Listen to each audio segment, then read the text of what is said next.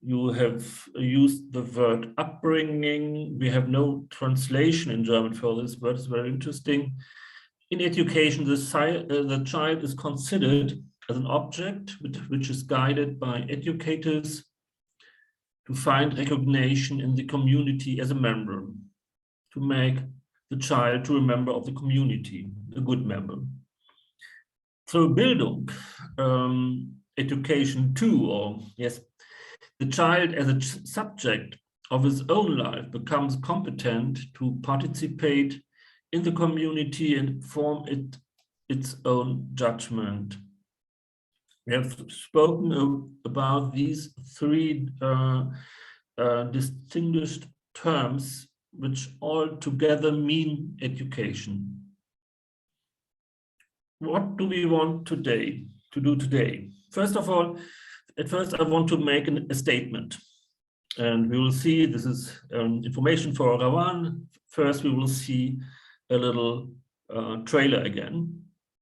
But when we start, I will speak about diversity, the diversity of religion and culture. I will show you some everyday observations. They could not only be in Germany. I will speak about the relation, migration, integration. I will do, this is something like a break, and short educational tour to Jordan. In the second part of the lecture today, we will speak about cultural and religious education. And at the end, I want to present you an example for inclusive education. Competences and knowledge. What should you learn? But what are the goals? My goals with you today: to recognize the ambiguity of the term heterogeneity. I hope it will be something new for you, that you will be able to distinguish between different acculturation strategies. Get to know the main features of a cultural and religion-sensitive education, and distinguish the double task of religious upbringing or education on the one hand and Bildung on the other hand. Yes, we start now with my statement. 2 years ago, it's nearly 3 years ago, in 2019, the Danish pavilion at the Venice Biennale featured an art installation by the East Jerusalem-born artist Larissa Sanur, with her colleague Søren Lind. The project was called Heirloom, and was presented in several rooms.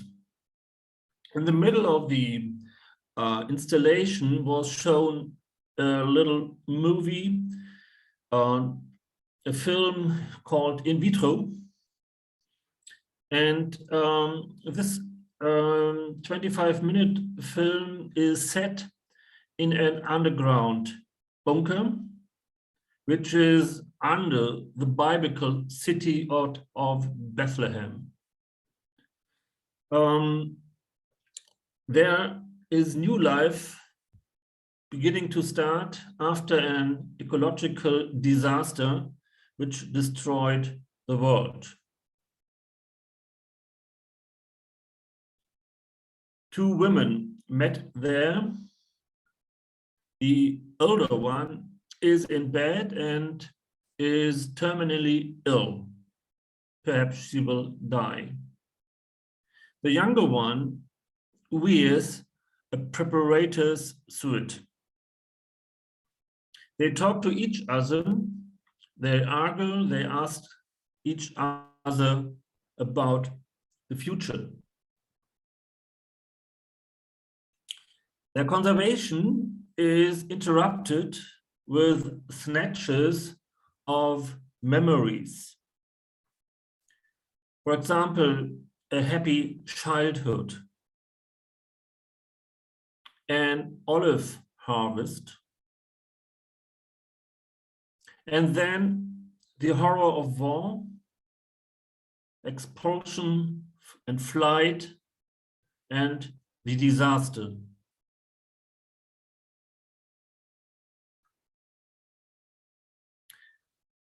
The two women wonder, what do narratives of history, belonging, and heritage mean in the face of the destruction of one world and migration to a new world that holds only uncertainty for us?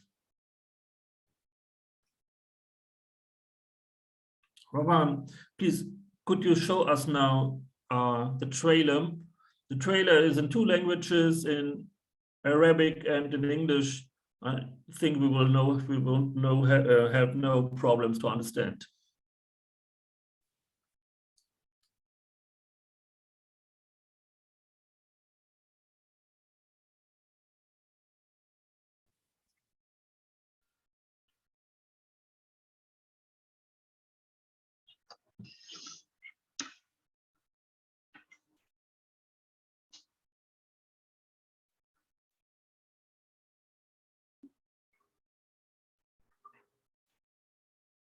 أنا تربيت على النوستالجيا.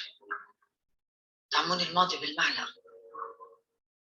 بدلوا لي ذكرياتي بذكريات ناس تانيين.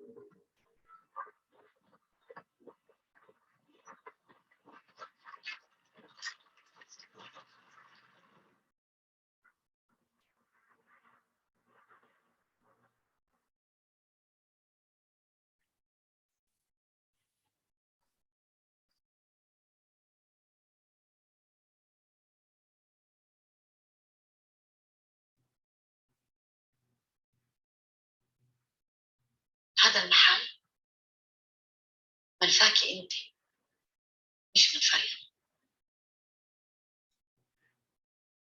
عن قريب اللي احنا حققناه هون رح يخلق اسطوره بحد ذاتها.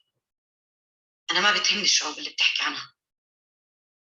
هاي الروايح، هذا النسيج، هذا التاريخ اللي قلصتوه لأكم من رمز وأكم من وثن. هذا القداس اللي بأرخ فقداننا. هذا الطاعون، هاي الكوارث، هذا الرحيل. كل رحيل قبل هيك.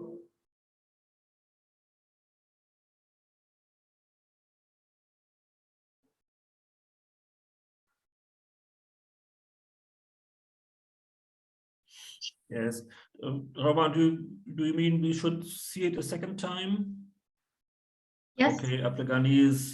Okay, so we will see it a second time. Thank you.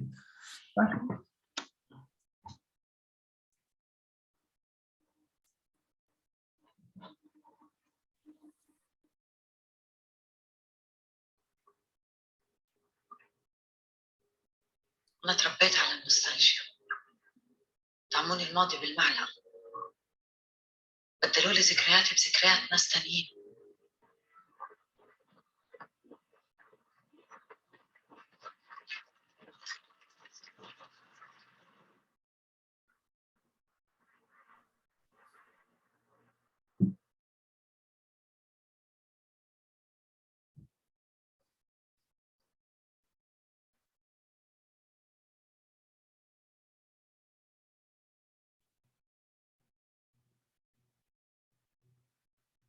هذا المحل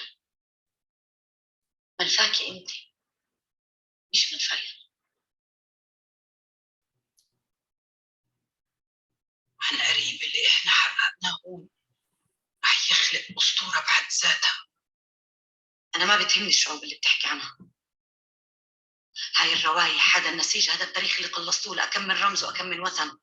هذا القداس اللي بأرخ فقداننا. هذا الطاعون، هاي الكوارث، هذا الرحيل. كل رحيل قبل هيك.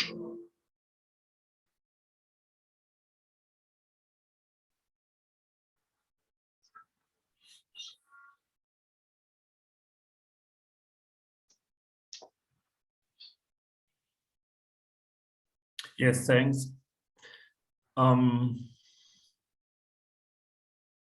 The question is, To what extent are we defined by our history, or is survival rooted in something else? Are we, as we are sitting here, just the sum of our stories, or are we not rather designed for the future? The daughter's voice. I grew up in nostalgia, wistfulness, homesickness.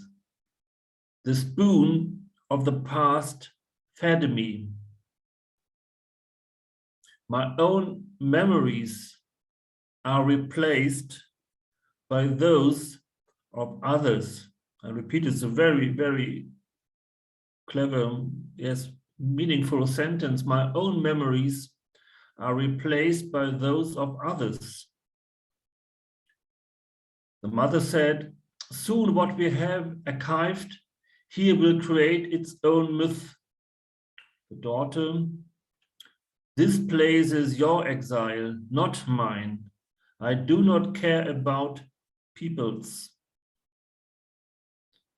This sense, this fabric, this history reduced to symbols and iconography, a liturgy that accompanies our losses, these plagues, these disasters, these exodus, and every exodus before it, the mother said.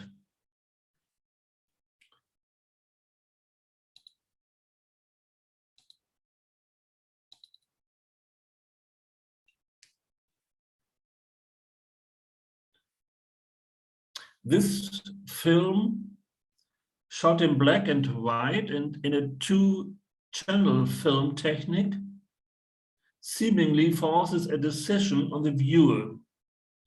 You have decides black or white, right or wrong, past or future. The mother, she remembers, will die in the end.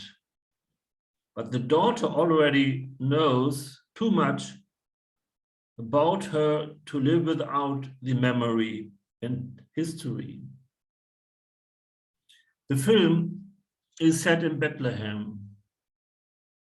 The Bethlehem is the birthplace of Jesus Christ, the descendant of the Jewish King David. Bethlehem today belongs to the Muslim majority Palestine, located right on the border between Israel and Palestine, between two peoples in whose history, flight, and expulsion are deeply inscribed.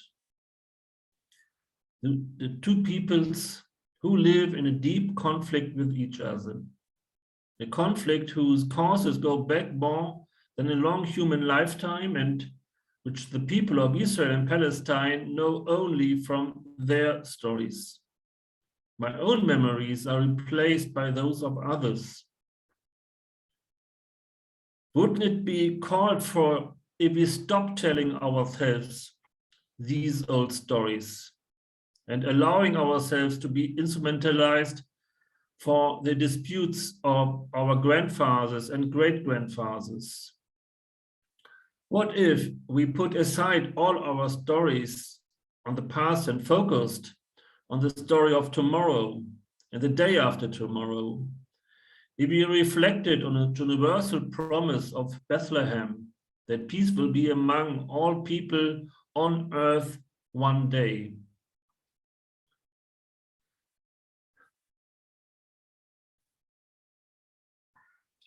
Why should we speak about religion and education?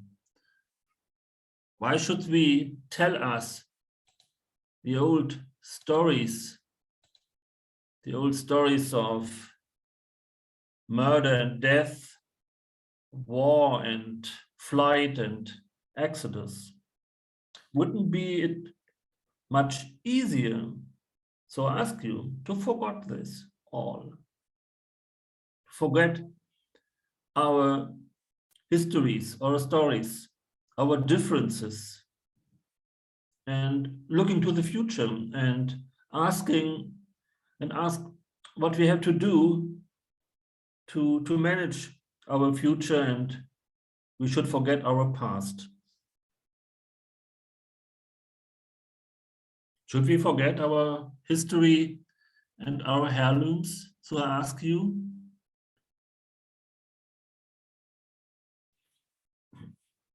I will try now to discuss with you this question.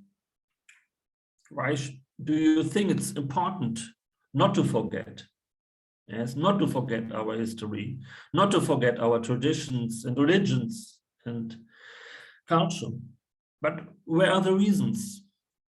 And I will send you now in breakout rooms, and please discuss 4 reasons.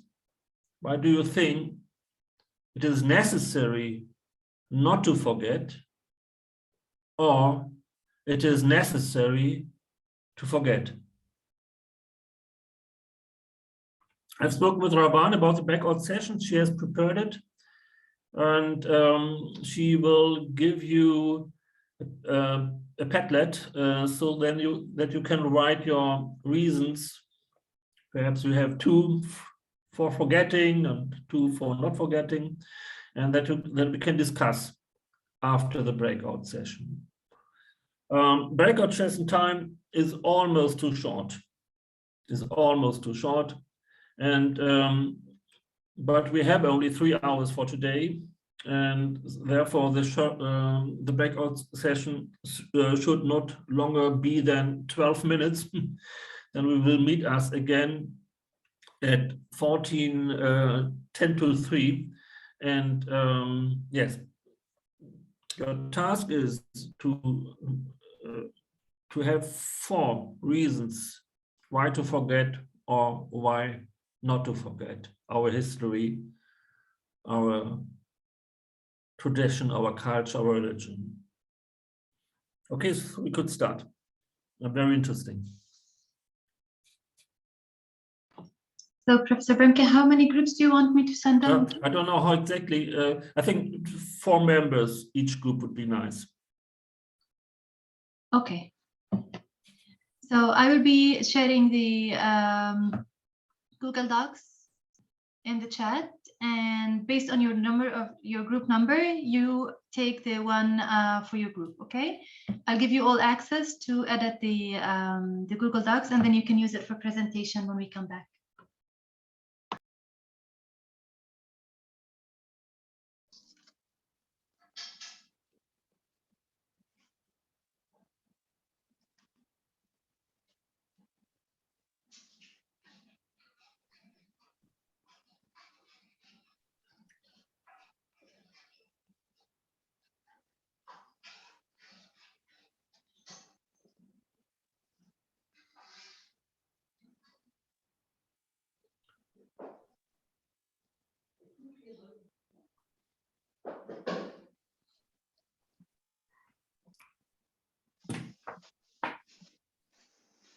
Professor Wermke, it invites you to room number 3 by default, but you're more than welcome to stay here if you don't want to go.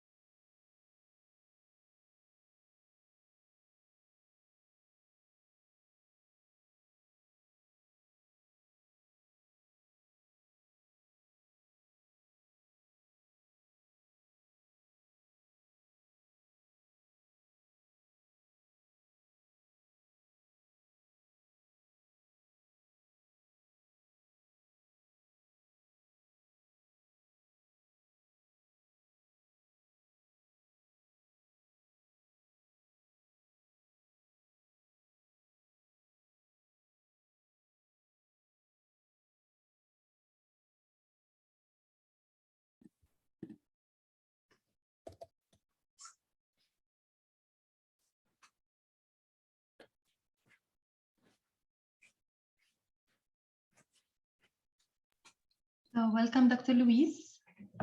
Hey, Rawan, how are you? I'm pretty good, and you? Fine, fine, fine.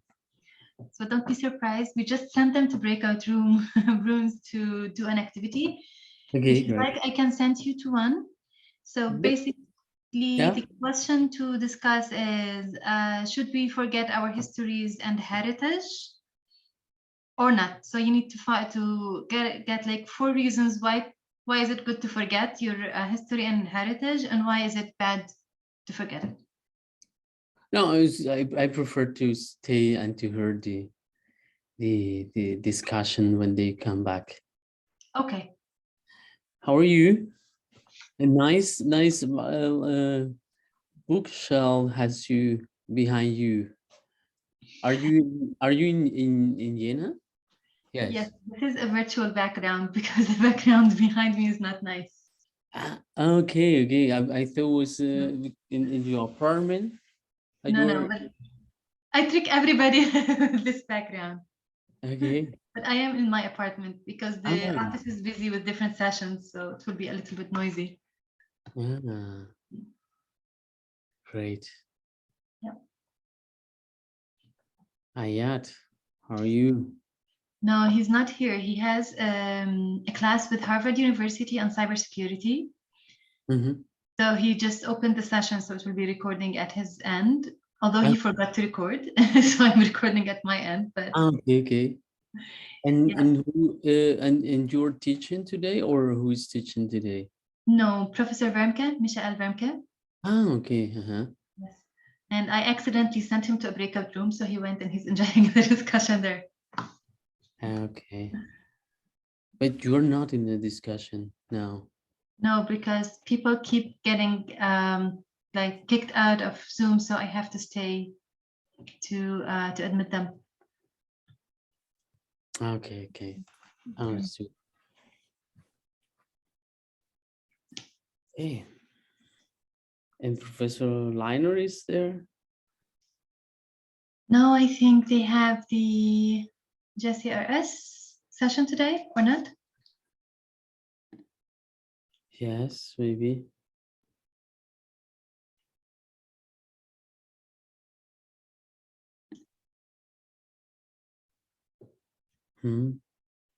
I don't know. Because usually both collide, like the two seminars. So he's either here or there.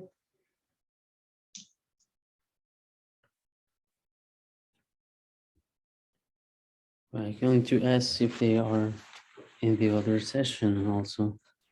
Okay. Mhm.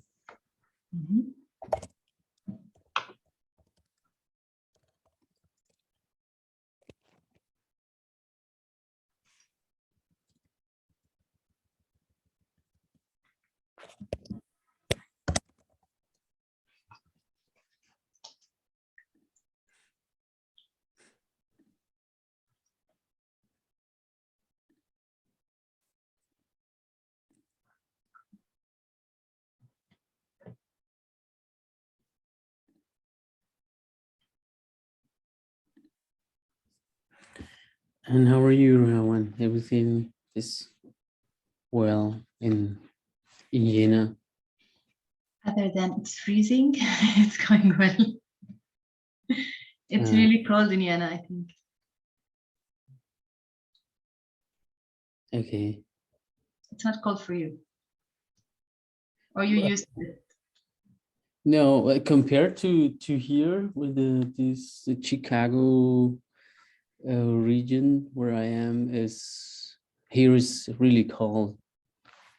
Oh, okay. So you're in the US. You're not. I'm in the Vienna US. yet. Oh, okay, cool. And what are you doing there? I'm working here in the Notre Dame University. Okay. Mm. Oh, Dr. Ed is typing something for you in the chat box. Ayat, how are you?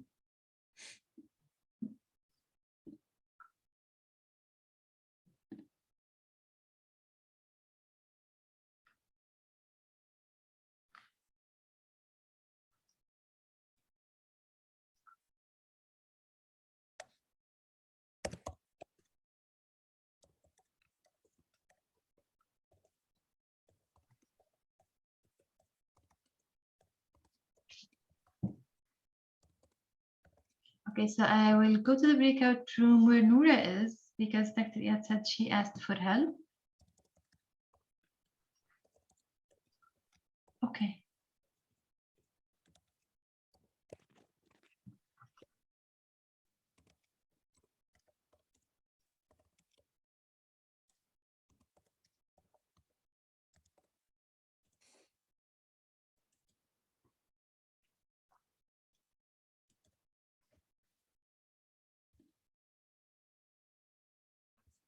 I guess yeah, I will be connected for a while in the other session.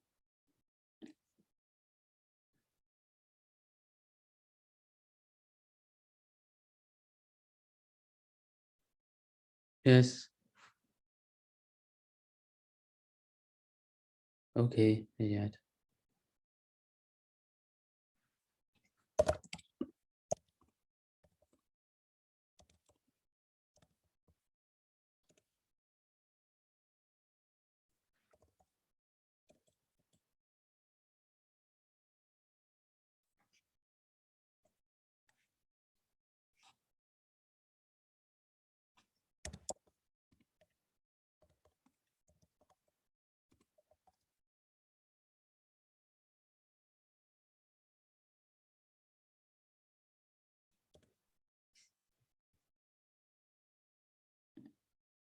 Okay, Raman, I go to the other meeting.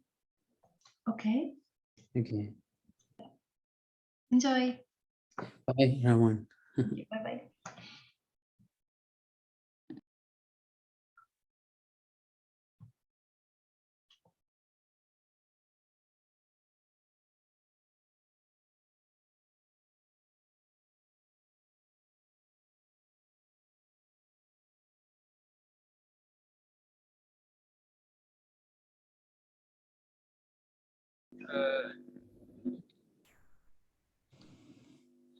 Hello, Dr. Iyad. So the last session, the video not like this session. It was talking about the student from different nationality studying together, and was talking about like the means between them, and they study. Some students don't know French. Some students speak a different language. That was the last video, last Friday. Okay. Yes. But this one, this one obviously I think is very different. Yes, this video, this Friday is different, not like the same. Yeah. Yes, the same. This video today is talking another thing. Yes. Yes, Bayan? Yeah. الأسبوع الماضي كلمت عن different إنه الستودنت عن different اللي جاي من different. And Yeah. I also think it depends on your process also in your personal reconciliation with yourself, right? Because there's two processes happening at the same time. Many people don't get the chance to be able to do that process first, that personal side of how do I reconcile with myself? How do I understand myself before I actually authentically sit with the other person? So I think that you're right. It's not only depends on the situation, but also on the people perhaps. And what part of the journey are they on in their own personal process? I think that's also an important question that we forget to address sometimes, because of course, when we're looking at reconciliation processes, sometimes they involve so many people that we're always focused on the big points, and we want to be able to synthesize something complex, right? Yes, actually, the philosophy of dictic, the conversation between two people and the wisdom of it depend on putting aside the emotion and start to critical ourselves, analyzing ourselves and what I can achieve from it. And this all may be methods for forgiveness and for forgetting something and stick another. You know what I mean? No, yes, I understand what you're saying. And I also think that emotion is very important. And perhaps Yeah. that's where I go back to the personal and starting with the that reconciliation with the self. Because if you want to jump into, the no emotion and then starting a conversation, if you didn't do that, if you didn't have that conversation with yourself first and acknowledge the feelings and be able to then put the feelings in order before you sit Yes, with yes. somebody, then it becomes a little bit more complicated, I think. It depends on the Yes. situation as well, right? I think, yeah. Yeah. And it also depends on priorities. If let's say if we have a criteria that I will not like surrender, I'll not give it. I will not forgive anyone like to if they like let's say didn't accept my religion or didn't accept my color, let's say. But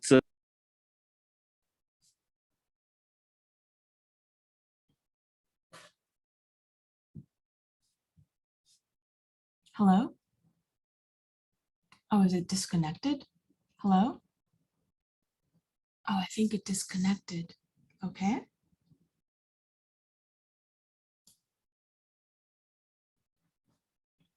I cannot hear anything. Okay, what's this button? No, I brought you all back because Professor Oh. Wermke wants to discuss all as in the group. Oh, okay. So okay.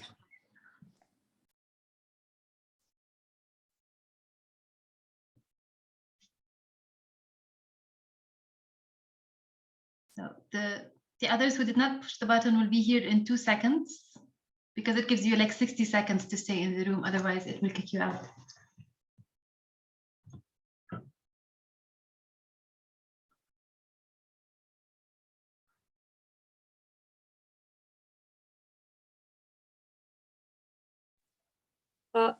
They I kicked thought us this out. was a very hard break for you. Sorry. Oh, no, you can finish or we can all talk. Yeah. And the other are coming also? I think we lost 3 on the way. Maybe their connection did not bring them back, so maybe they will rejoin the session again. Yes. Okay, fine. Yeah. Perhaps we could present our results of the discussions, how perhaps it's possible. And I ask you now, who will start with his 4 good reasons to forget the past or to live with the past?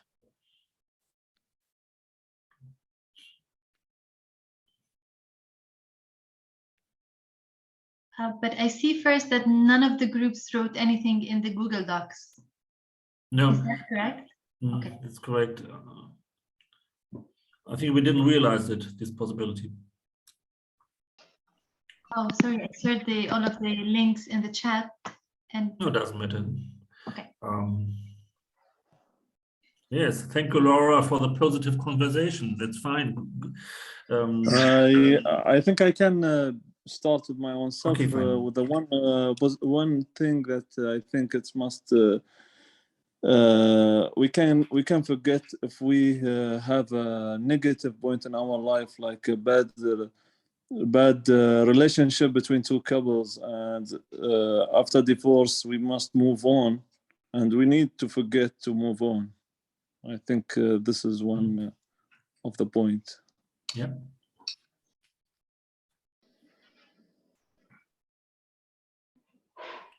Other points, please. I thought since you didn't contribute any points, you were going to summarize our points for our group. Okay. Professor. No, you. No, it's no. Okay, so we do all the work, huh? I don't know if I made notes. Does anyone want to summarize? We also had the idea of how you have to forget to be able to move on. We focused a lot on the importance of remembering, though, as a motivation for the future, as a way to learn and improve, as a way to especially ensure interconnectedness for communities, because if there's a lot of that memory, there's also loss of ritual, of connection, of bonds between people and among people, and how we can use the knowledge of the past to improve or accommodate the new future, what we want to use the past as example, and that there are some constant rules in life. So it's very satisfying to see kind of the good and the bad and what's, you know, what we want in our worlds to move forward. And there was a lot of nuance about different cultures and the way they've remembered or forgotten in order to empower themselves in different ways. I'll stop there and let anyone from my group please add to that. I'm still tired and sick. Not as clear as you. Yeah. Just gonna add something related to, I mean, how the history could, let's say, help us in developing, let's say, governance. I mean, national or international. It could help us in also developing some national policies or international policies and deterrent strategy. And for example, in the Islamic culture, I mean, sometimes we relate to the past and we make a kind of analogy between the case, for example, the case of today, and we compare it to the case of the past, and we deduce, let's say, conclusions of how to deal with the situation, the current situation. Sometimes it leads to the development of strategies, law, and so on and so forth. Yeah, that's an important point. Thank you for adding that. Yeah. Also, if you excuse me, I can add something. If someone do something to earn forgiveness, let's say between two and reconciliation, and he apologize and give what he need to earn forgiveness, I think the other part need to forget the past and move on with a new life. Okay, thank you. Perhaps we have counted many points, very important points. Thank you very much. Without the ability to remember, imagine you couldn't remember what you have done minutes before. We will lose our identity. And not only the individual identity, when I am dement, when I'm very old, when I've forgotten who I am, I have no identity. It's not only an individual problem to forget, it's also a social problem. If the community is not, or the society is not able to remember, they will lose their collective identity. Yeah. Therefore, we have to remember to know where we are and to know where we are going. But on the other hand, remembering could be like a prison. What my parents, or in my case, my grandparents have done in my name, it's a heirloom, it's a heritage I have, but it's not my individual heritage. And this could be a jail for me, a prison. This is one problem. And the other problem is identity and diversity. When we live in a diverse society, what does it mean for the identities of the individuals and also of the identity of the communities in a society? And I think this is one of the important questions we have for our future, the connection between to protect their own identity in the situation of diversity. And on the other hand, it's important that I know in my identity that I'm a part of diversity. I think this is a very big challenge because we don't live in the age of homogeneity. We're living now in the age of diversity. And we have to understand how to deal with our individual identities and our collective identities. I would like to share you my presentation, and we start with some everyday observations. Yes, not only, but it's Germany. This is the area I know a little bit better than other areas in the world. This is the main questions. How do we want to live well together with our different identities, with our personal identities as members of a culture group, of an ethnic group, of religious group, and with the identity of our group, of our community in a mixed society. What's going on in Germany? Religious and ideological diversity today in Germany. It's from 2017, it's really new, and it shows us members of the different religious communities in Germany. The Catholic Church, 28% of the Germans are belonging to the Catholic Church, 26% to the Protestant Church, 1% to other Christian communities, 5% are Muslims, 1% are other members of other religions, Buddhism, for example. Orthodox Church, Russian Orthodox Church, for example, is 2%, and we have 37% inhabitants who are belonging to no religious community. It is not the high point. In Europe, go to Czechia, there's more than 70% are not members of one of the religious communities. The second I want to show you is that not only societies are diverse, also religions are diversity. You see here the holy books of the Islam, the holy books of the Jews. You see special clothing.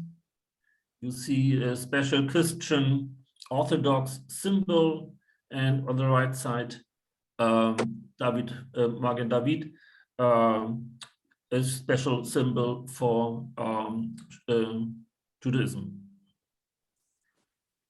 On the next slide, you see different churches. One church is in Erfurt, it's nearby Jena. This church here is in Latin America, I think it's Brasilia. And here you see a church which is built in Norway. And we see that they are all churches, but they are built in a different architecture.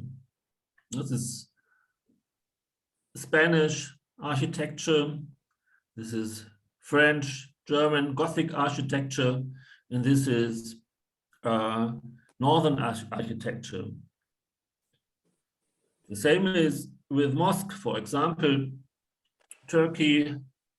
Here, this is Austria, and this is Brasilia. And of course, we know these are mosques and not a church or something like this, because there's typical signs we see that must be a mosque. But we see also this is Oriental architecture. This is a mixture Oriental architecture and modern Western architecture. And this is very interesting because only the trees shows us this must be the south, because this is a very modern architecture, which is not so situated in a special national architecture. The point is that religion is speaking the language of culture. Culture is a result of God's work, but it's also the language of religions. And we have different cultures, and therefore we have one religion, but different languages to speak about our religion. This is the Western German, Middle European kind to speak about religion. This is Latin America, South Europe language, and this is the North European language to speak about religion. I like this photo very much. Some of my students gave it me some days ago, because first you see a green house, and of course it's a church. Very typical. Yes, you see here the entrance and the long building. Over there must be the altar, and you see here little towers and a third one. But if you look closely, you will see no. It's not a church, it's a mosque, and built by Muslims in Poland 100 years ago, because there is an old Muslim community in Poland. It's the same game. This is the language, the building, the architecture is the language of the religion, but the religion is the Islam in this case. In Germany, we have a mixture of religion and secularization in our society. Of course, in every village, we have in the middle of the village, there is a church. That must be. But on the other hand, you see here members of the church who left the church in Germany from 1992 until 1915. The yellow is all in all, the blue line is Protestant, and the red line are the Catholic. And we are losing members of the church. And they become perhaps vielleicht members of the alliance of humanists, atheists, and agnostics. And this is happening on the one side, that the center, that the churches will lose their old place in the center of the society, because the people are leaving the churches, and they lost their belief. And on the other hand, we have a very obviously form of religion, of a new religions, you could say, in Germany. And so we have two antagonism. We have an antagonism in our society. On the one hand, the secularization since some decades, and on the other hand, new kinds of religion in our society.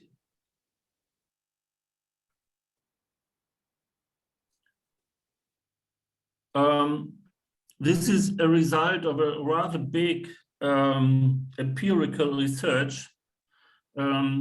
People are asked in Germany and in Europe about their belonging and believing. See, this is in German, and I can't change it because it's a PDF. And consistent religious means that the people believing in God, and they participate in their community, in their religious community. Solitaire means, the second group, they are believing in God and the confession and so on, but they don't take part, not so often. They don't go very often to the service, to the worship, and only sometimes a year, Christmas or Yom Kippur, I don't know, only when there are the high holy days, and normally they have no contact, nearly no contact with their community. The third group, gewohnheitsreligiös, means they take part, but they don't really believe. Perhaps they are married with a person, and he wants to go to church, synagogue, wherever, mosque, and so I go with her, but I don't really believe. And the third group, secular, means no participation and no believing. They don't believe in God, and of course they don't participate in any religious offering. All in all, about 60% of the European inhabitants are solitaire or consistent religious. That means they are believing and participate or not participate. And we have, yes, 31% in Europe, in whole Europe, who are secular, not participate, no believing.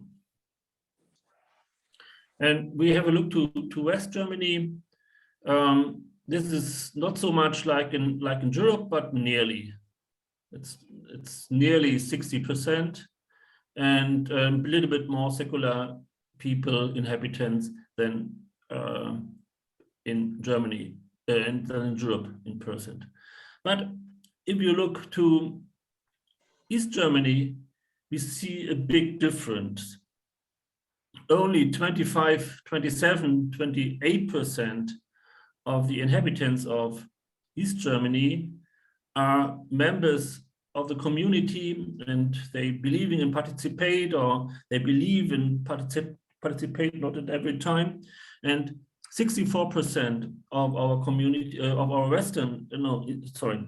eastern part in Germany doesn't participate or does believe.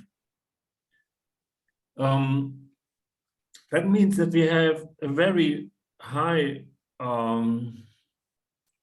score of people who are not members of religious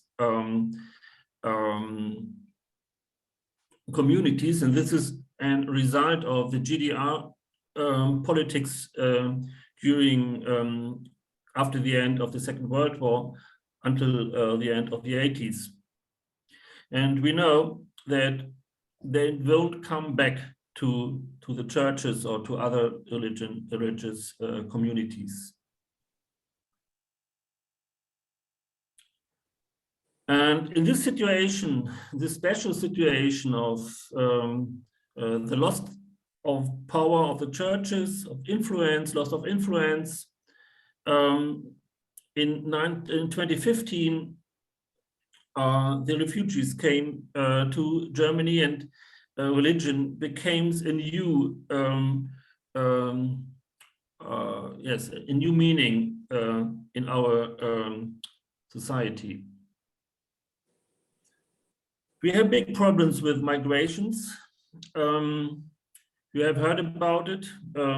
Germany is, yes, we want to be an open country, but many people are not open enough for migrations. And what I wonder is, because migration is a German experience on the one hand, this shows us this slide, the migration after the end of the Second World War, where many German people, for example, 3 billion people from Czechoslovakia came, who are with German tribes who came to Germany, or from Poland, Russia, and the north of northeast of Germany. We have many refugees in Germany, and the most are Germans. And this migration experience in Germany was a part of the big migration during the second half of the 20th century. You see, 2.5 million people in the old US, in the old Soviet Union, were forced to flee and to go to the West, and also from other parts of Europe, who went to West Europe. Or this year, these are the people who went to Palestine. The question is, why didn't Germany have learned about their own European and German experience about of migration?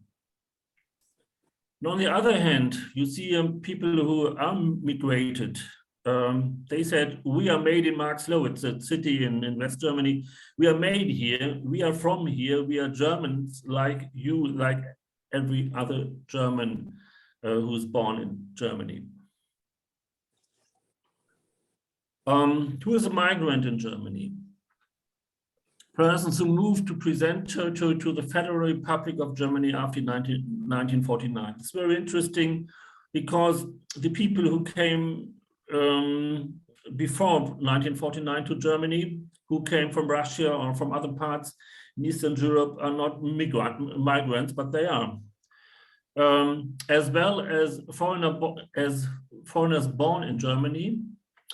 Third, all persons born in Germany with at least one parent who moved to Germany or was born in Germany as a foreigner. According to today's Alliance law regulation, this definition thus usually includes members from the first to the third generation of migrants. We have now the fourth and sometimes, yes, the fifth generation of migrants, the very, very little children. Their parents came from Turkey, for example. They are now in the fourth or fifth generation, but they are still like migrants. The majority, they explain until now, they are migrants. All in all, in Germany, we have about 80% inhabitants without migration background, 8% inhabitants with migration background, 6% with migration background who are now Germans because they have a German passport, and yes, about 6%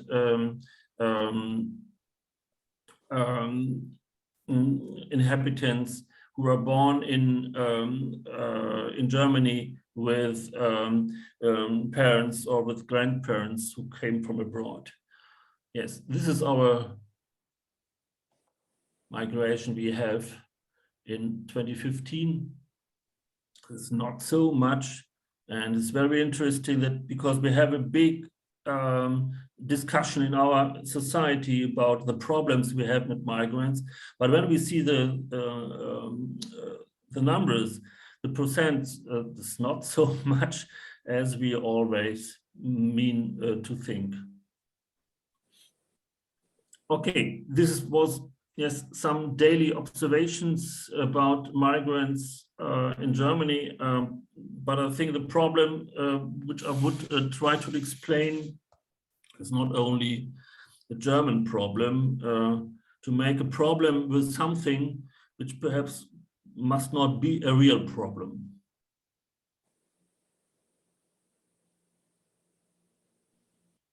Any questions?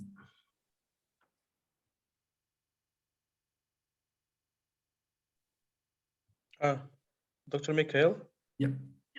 Just in the previous slides, you have talked about region and how region was in decline, and then we see in the diagram it was in decline and then starting to, let's say, to rise up and rise up and rise up. So, and then you move to talk about migration. So could we explain, let's say, I mean, this kind of resurgence of religion in Germany as a result of, let's say, migration to Germany from different parts of the world, or is there any other explanation?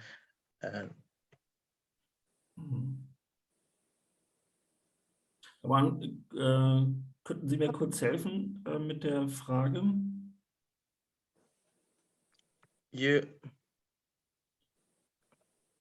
Dr. Mikhail, you got me? You got my point? Yes, I don't know exactly, therefore I asked for one. Oh, but I also didn't get the full point, so could you please repeat the question?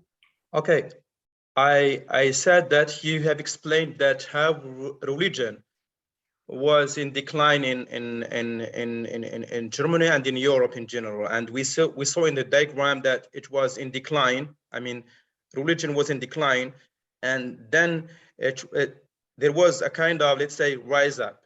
Is it like mentioned, it's like just demonstrating, it's as if it's demonstrating a kind of resurgence of, let's say, religion in Germany. Okay, this resurgence, if I'm right, is it because of immigration from Europe and other parts of the world to Germany, or are there any explanation for this phenomenon? So from the diagrams that you presented, Professor Wermke, there was a certain point where religion was like the influence of religion in Germany was going down, and then it went up. So it rose at a certain point, and Abdulrazak is wondering if that certain point indicates the influx of migrants into Germany. So those migrants from Europe and other countries are the ones who are religious and came to Germany and raised these numbers. No, I know, because the number is not high enough. It's not enough people that there will be an effect. I'll show you this is only a very little group who are real. This is what I mean. 80% are not migrants, and I think this group is rather big compared with other countries. And this means, on the other hand, that the little group of Muslims, for example, they don't have a big effect of the belonging or believing of European, or especially of German inhabitants.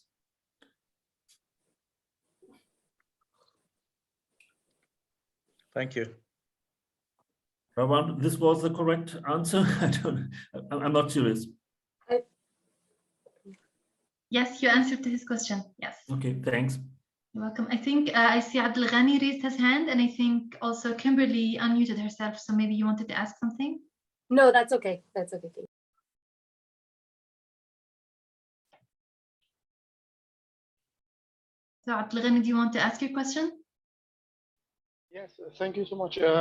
Can you go back to the same slide which has the table?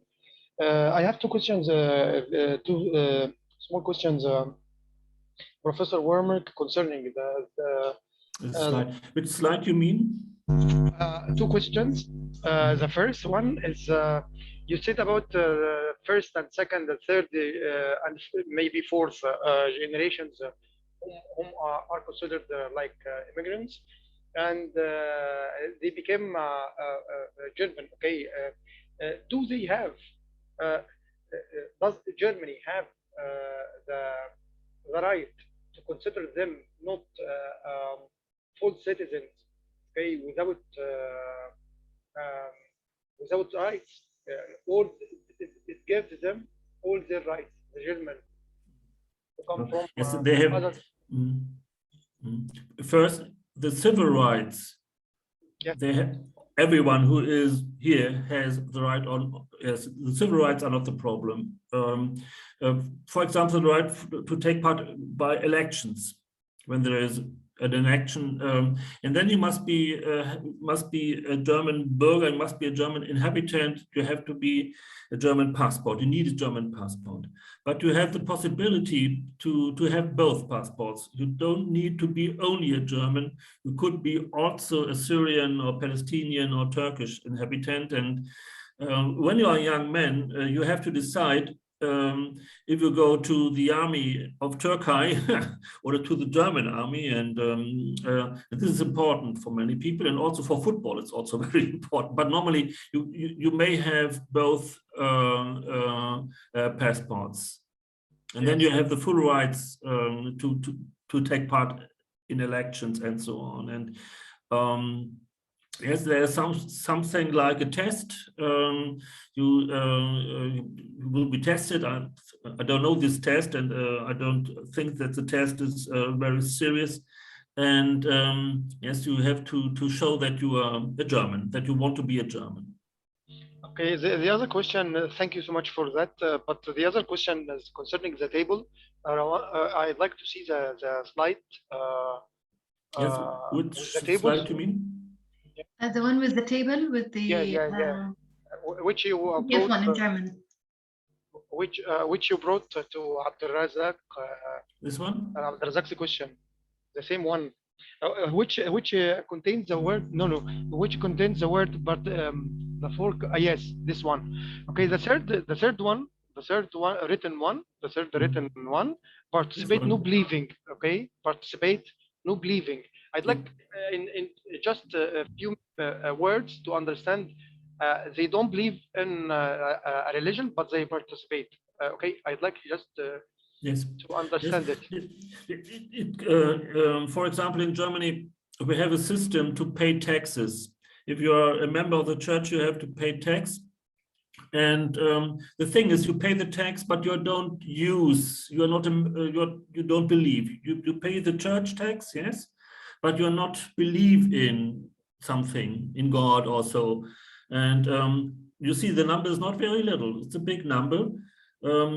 It's a significant number of people who are members of the church, but they don't believe.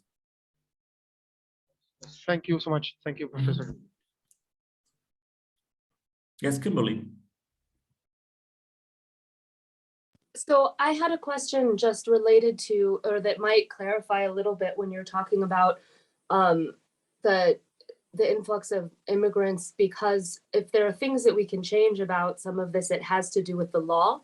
And I know that Germany, Austria, for example, have very specific laws to delegate that are unique. The jus soli and jus sanguine. I'm not good at Latin. Sanguineus, if you are German by blood and by which parent and which years, and some of the changes are so recent that they would have happened even to the people in this class had they been born in Germany or to German parents outside of Germany, or had they not lived in Germany after being born there. There are very complicated laws that determine citizenship still, and different in different European countries, that affect a lot of people that live there that are not German by descent. Can you talk a little bit how that kind of maybe creates friction with different populations, or if that's something that's changing in people's minds about who's allowed to be a German?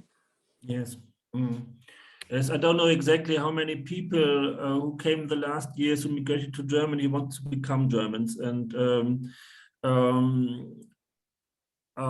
they have the allowance to stay in German. Yeah, our experience with our own history was that we need a flexible, liberal law for asylum, because during the 30s and early 40s, many Germans who were Jews tried to flee, but it was impossible because they were not allowed to go to other countries. And because this experience, the German Grundgesetz, the German fundamental law allowed to stay for everybody who is a migrant because of political reasons.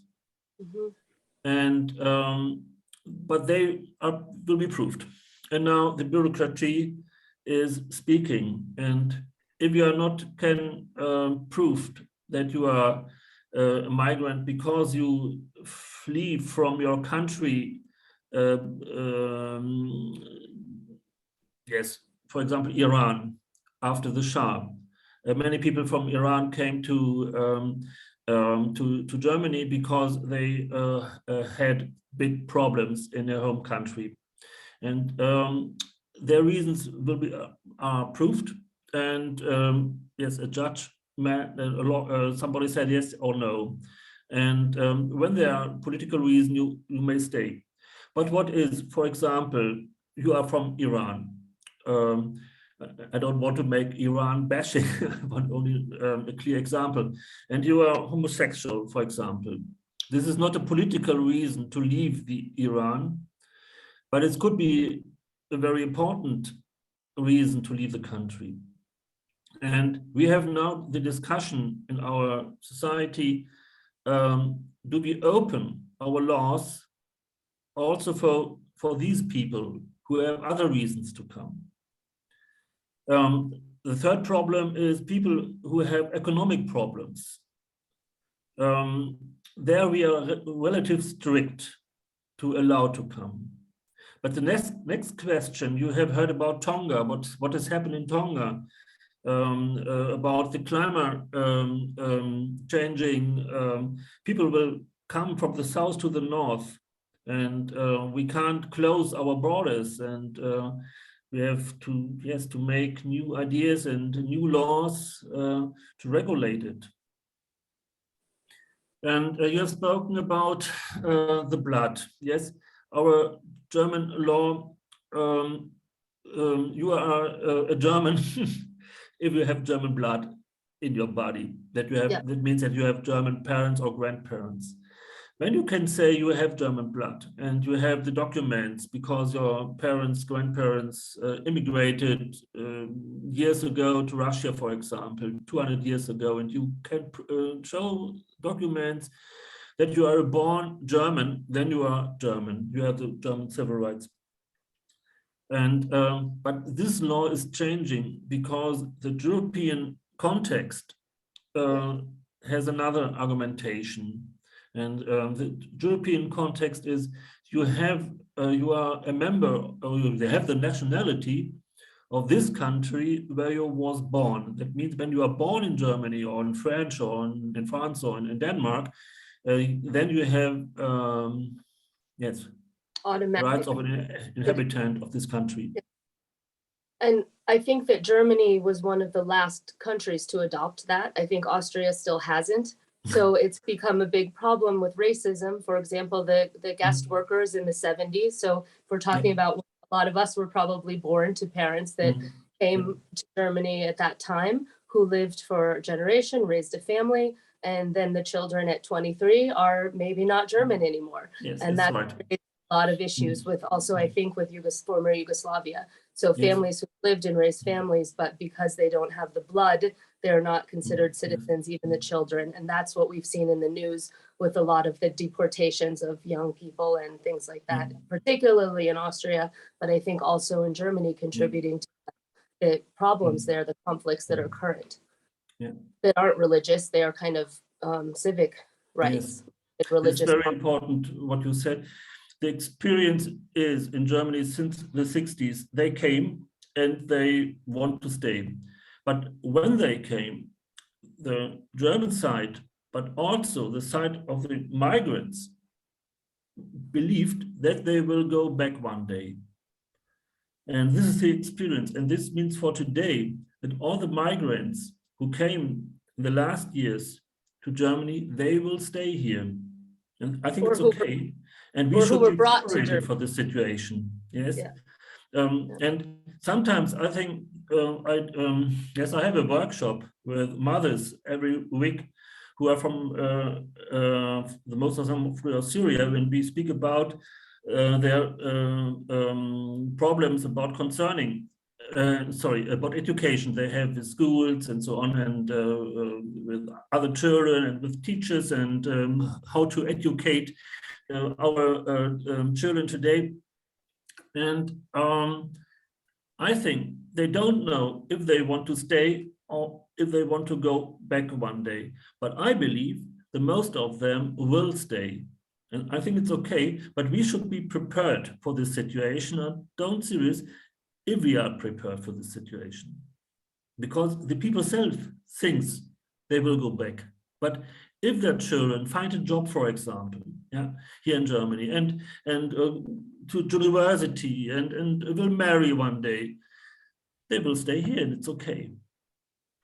But with the Gastarbeiters, I will speak about this topic later. There was a problem that these people also thought they will go back one day.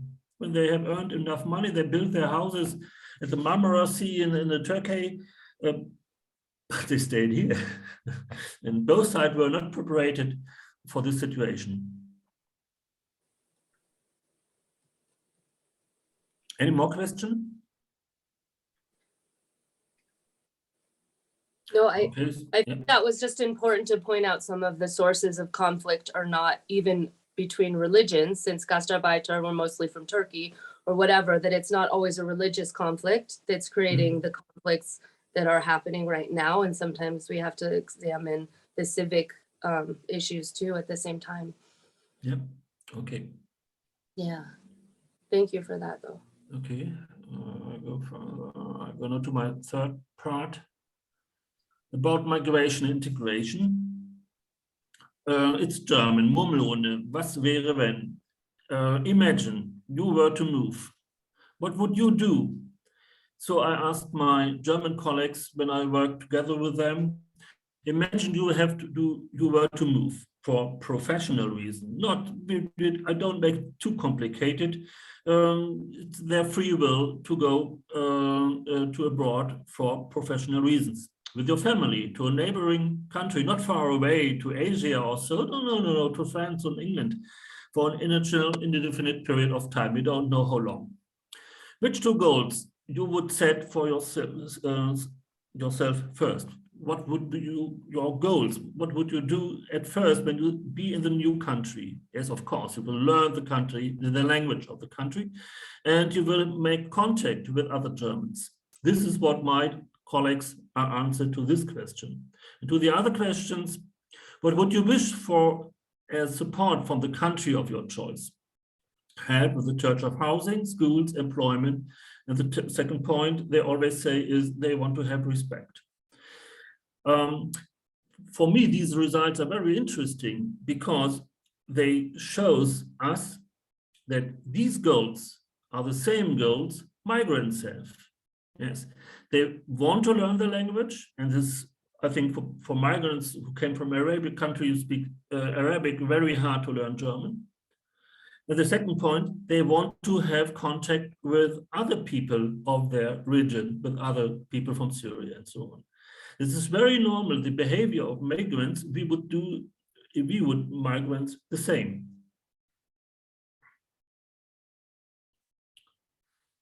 I will present you now four-field matrix from John Berry, matrix of acculturation strategies, and he distinguished between two possibilities: contact and identity. High identity, strong identity, or much contact.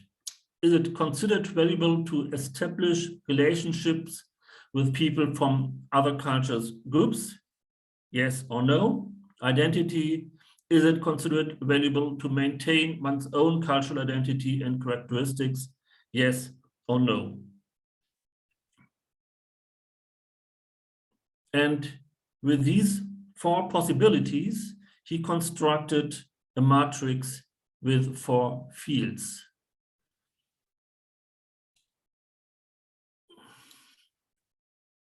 You see here the blue points are the migrants, and the red points, the red group, are the inhabitant of the society where the migrants come to.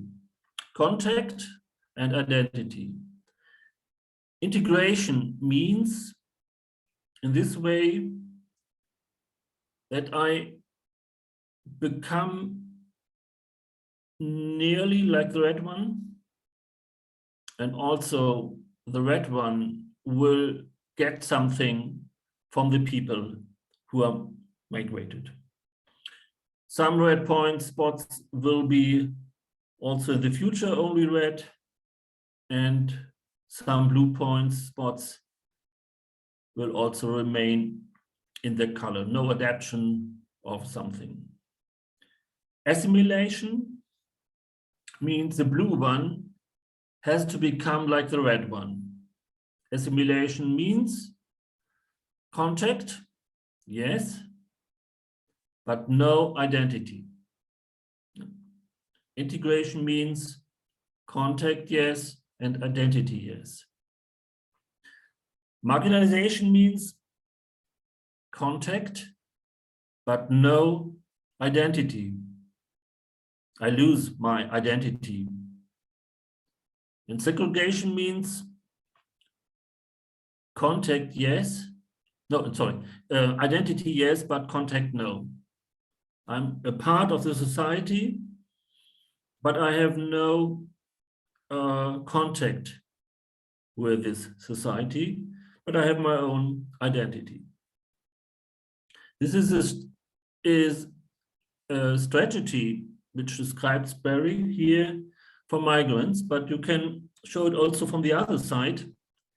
The other side of segregation is separation.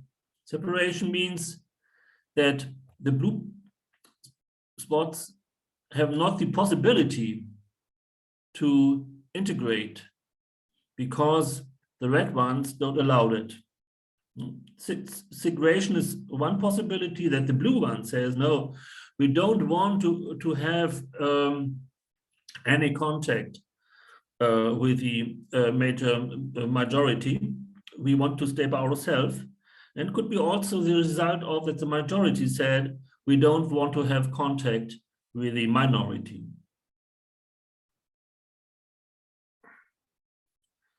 An example for assimilation, for integration, we have, for example, in North Germany, in yes, in the north over here is Denmark. You see, it's two languages: this German, this is this is Danish. We have a big Danish community in North Germany who speaks normally Danish, Dansk, and have to the same side a big contact to the main community, to the society. Dr. Mikhail? Yeah. Just regarding the last four models of let's say integration, assimilation, segregation, and so on and so forth. So the four models. Do you think that it's always the case that sometimes we can have segregation and we cannot, let's say segregation or a segregation, let's talk about segregation, and we have no, sense of identity, belonging to certain community? Because to my mind, it's not always the case, since we have the example of the American society. A lot of cultural groups there. You find, let's say, Chinese, you find Hispanics, Africans, and so on and so forth. And they have, let's say, they argue every group is, or community is unique in their praxis and in their daily life. Even the rituals, customs, and so on and so forth are very different. Every community is different from there is a difference from one to another. Yes. But when you ask them to define themselves, they will say, I'm American. Yes, that's right. Yeah, I'm an American. They will not say I'm Hispanic, or they will never say I'm African. They will define themselves as being, let's say, American. So that's why I ask this question related to this model. Is it possible to project it to other contexts, or just peculiar to some context like Europe? You're right. All in all, it's the question how the society is understanding itself. When the society has a very homogeneous understanding, we are American because we are born as American, and this self-understanding is very homogeneous.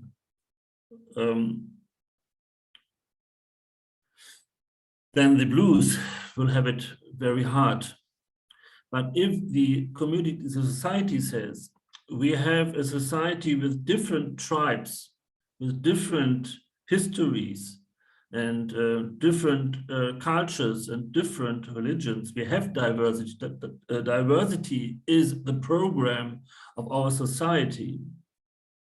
I'm not serious if these states are such a good example, but the idea of the states could be the best example for this. You know what I mean? In Germany, we have a big pressure of the migrants in the way of assimilation. They should do the same like we do. And why do they need differences? Why is it so that they don't accept that they are living in Germany? This you see, our special problem, but perhaps not only our special, perhaps there's some other societies with the same problem. Also, Dr. Mikhail, also it's the same, I mean, everywhere, and it's the same in the US, because there is a pressure on the, I mean, on the state, on the American state to for this kind of, let's say, heterogeneity, not let's say homogeneity, and so many cultural aspects and so on. And that's why there are a lot of plans, let's say, to assimilate, to diffuse the same culture. And that's why let's take the level of the language. We know that a large population of the Americans, they speaks Spanish, and in some places, in some cities, people don't speak English. They speak, let's say, Spanish. And the state tried to, let's say, to use, let's say, some ideologies or myth, let's say, related to economy, related to supremacy, related to politics, and so on and so forth, to convince people to, let's say, to assume or absorb the same culture in terms of the language and so on and so forth. And they succeeded, let's say, to have just one, let's say, one official language, which is English. And aside, they have the Spanish language. Yes. But even though these parties, they still have segregation, but it doesn't affect their belonging to the US. So the pressure is everywhere. Yes. Yeah. Yes. And the main question is, they're not only to the homogeneous societies who are believing they are so homogeneous and everybody must be in the same way. This is one point. The other point is, if we have a society of diversity, a very diverse society, what holds the society together? It's the flag. No, it's, for me, it would be too irrational. It's the language. But what should we do if we have migrants from many other countries with many languages? One language for all? I have an answer for this question, yes. The question is not about the content, what we do believe together for us, what is for us important in values, in our common values. I think this is not really the important point, because we have also a diversity in values. And therefore, there can't be a common value. Of course, not killing persons, but my idea is the answer to the question, what helps, what put a diverse society together, is how do we discuss and find a consensus, and perhaps for a short time, and then we have to discuss it again. It's not the content, yes, the common content, the common belief in something. It's the way, how do we solve our problems in our society? And it must be a democratic way, not a way with weapons, or who is the stronger one, who has the most economic influence. We have to learn to discuss and to speak and to say our meanings, and to tolerate that I am not have always right, because other people could also have right.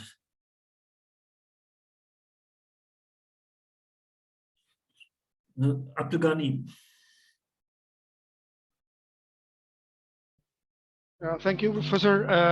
I have a question concerning the slide, but before asking it, can I share my point concerning to search for or to find common ground between the components of such community or society. okay, different or varied people, can we find the common ground? So I think the common ground is I'm not gonna talk about religion, but I'm gonna talk about universal themes. When we studied in you know, when we studied in literature in English literature in our faculty, we like Othello or like Shakespearean and the other plays, and we have such universal themes like money, for example, religion, ethics. These are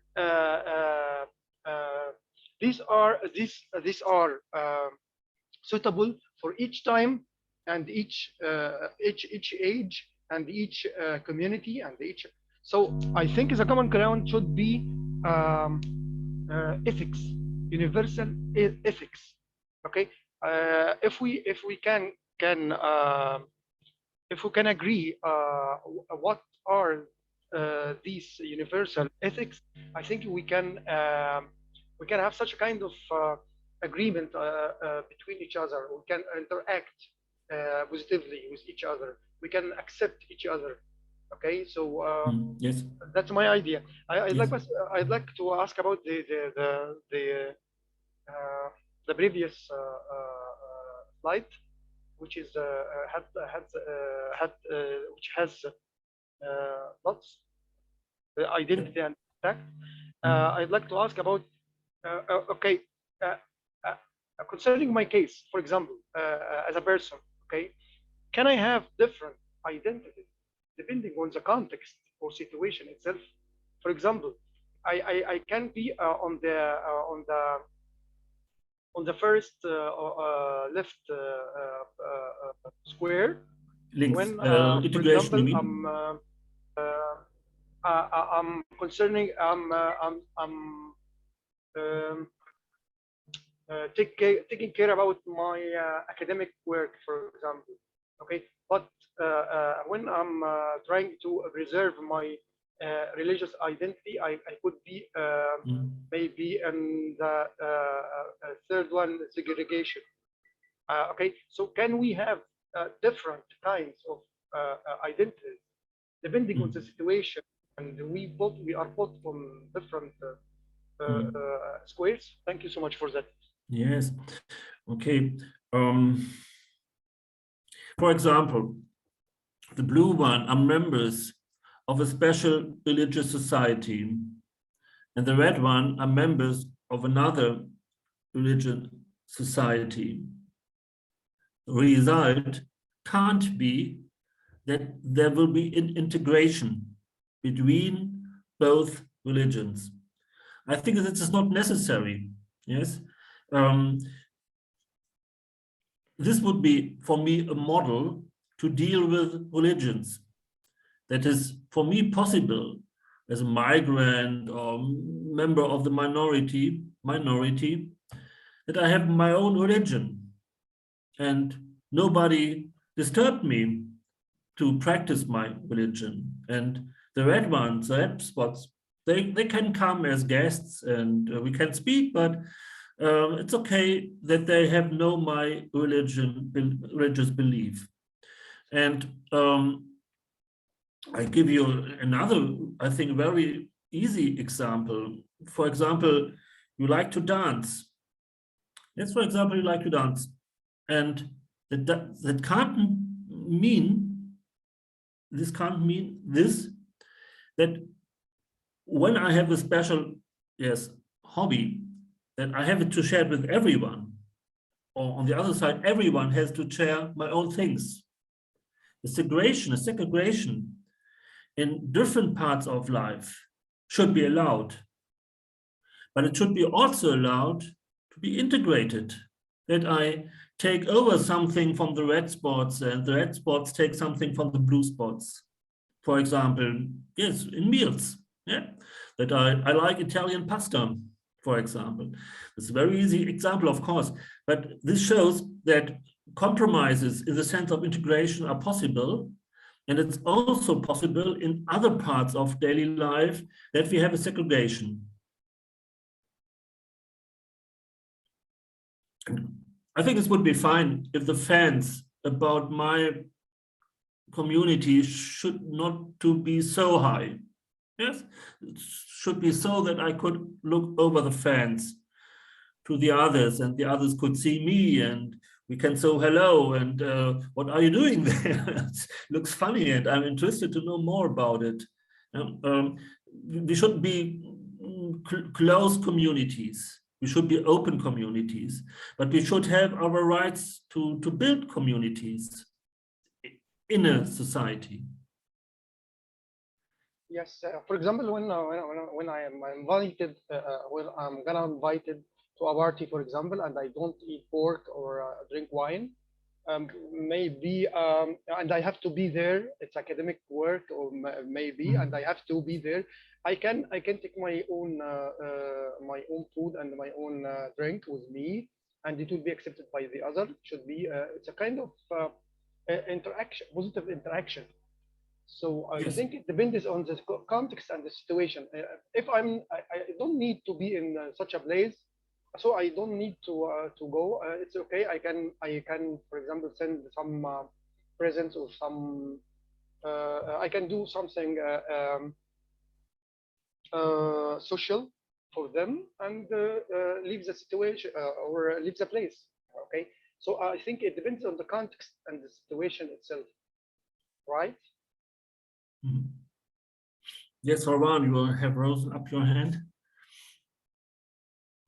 So basically, I also think that integration, while also with religions, is still possible because it's not an assimilation. So you're not losing the religious identity. But for example, here in Germany, in Ramadan, I have my German friends who are Christians coming over for iftar. We're exchanging some of our different values and stuff, but I will remain a Muslim and they will remain Christians. So it's not a full assimilation that I am changing my religion or they're changing their religion, but it's a part of getting to know each other, a part of contact. So like there are some contact zones between both religions, both people, and still maintaining their part of identity. Yep. So just one request after Abdurrazza asks his question, can we take like a 5 or 10 minutes break afterwards? Yes, the time is, it's 4 o'clock. Yes, I have so many slides for today. I'm sorry, breaks are terrible. I hate breaks, but we need it, of course. But there's one question from Abdurrazak, and first his question, then we make the break. Yeah, thank you so much. But it is not a question, but just like I'd like to comment on some ideas has been mentioned by Rawan and mentioned by Abdul Ghani. Rawan talked about region, and Abdul Ghani talked about the context, and we are talking now about identity. So I don't think that we cannot, let's say, find a framework to frame or find a definition to. It's so hard to, let's say, to talk about identity, since even the criteria by which we define identity or use to define identity is not as a problematic, as still fixed, because it's not static. For example, religion, which is mentioned by, for example, by Rahman, it's not static. So, for example, now I'm a Muslim or atheist or Christian. I can convert, and then my identity is still the same. I feel myself as Arab or as a Berber or as a European. So it can be it keeps changing from time to time. Also, in terms of the language, which is another criteria, which is not static. It is keep changing. For example, now I'm in Qatar. I'm talking Arabic. But in Zoom, in this meeting, I'm communicating using, let's say, English. In France, I will shift to another linguistic system, which is French. When I go to Germany, I will speak German if I know that, if I know Germany. So it keeps changing. Even the land, which is, I mean, the place where you are, it's not static. Now I'm in Qatar, tomorrow in Morocco, the day after or before I was, or I will be in this. So I think the context to some extent in somehow which that could, let's say, define the identity. Yes, Abdurrazak, this is what I want to live. Yes, to switch from one place to the other. In the morning, I'm here. I have my breakfast. In the evening, in university. In the evening, in the opera, and afterwards, I go to the pub around the corner. And in every place where I feel myself welcomed, and I feel myself good. And the different milieus and different places, and I think this is a postmodern personality, that you are able to switch to use different opportunities, to understand your life as a mixture of different options. And you are the person who can decide which option is responsible, of course, and good for you. But this is a special view of life not everybody has. It's, yes, you can change your mind. Yeah. But to change your mind could be for other people very dangerous. They think it could be dangerous to have another view on the things.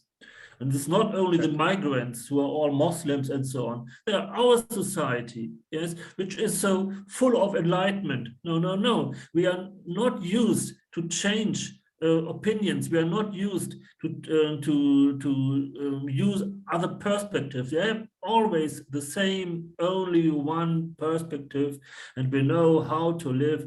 And this is what makes me crazy. But on the other hand, we have to do with these people and with their children and so on. And they want clearness in their life. They want not to change. They want one way. They want the explanation what they have to do. They don't want to decide for itself. Yeah. Thank you. Okay, this was very personal. Thank you. There's more to talk about though. How long is our break? Yeah, yes, it is. How long is the break? Around what you mean? 5 to 10 minutes. Yes, 5 to 10 minutes. Okay, I'll have a look to my watch. It's now 4:05. Let's see us in 4:15. In 10 minutes, it's enough for cooking a coffee and so on. Yes. See you soon.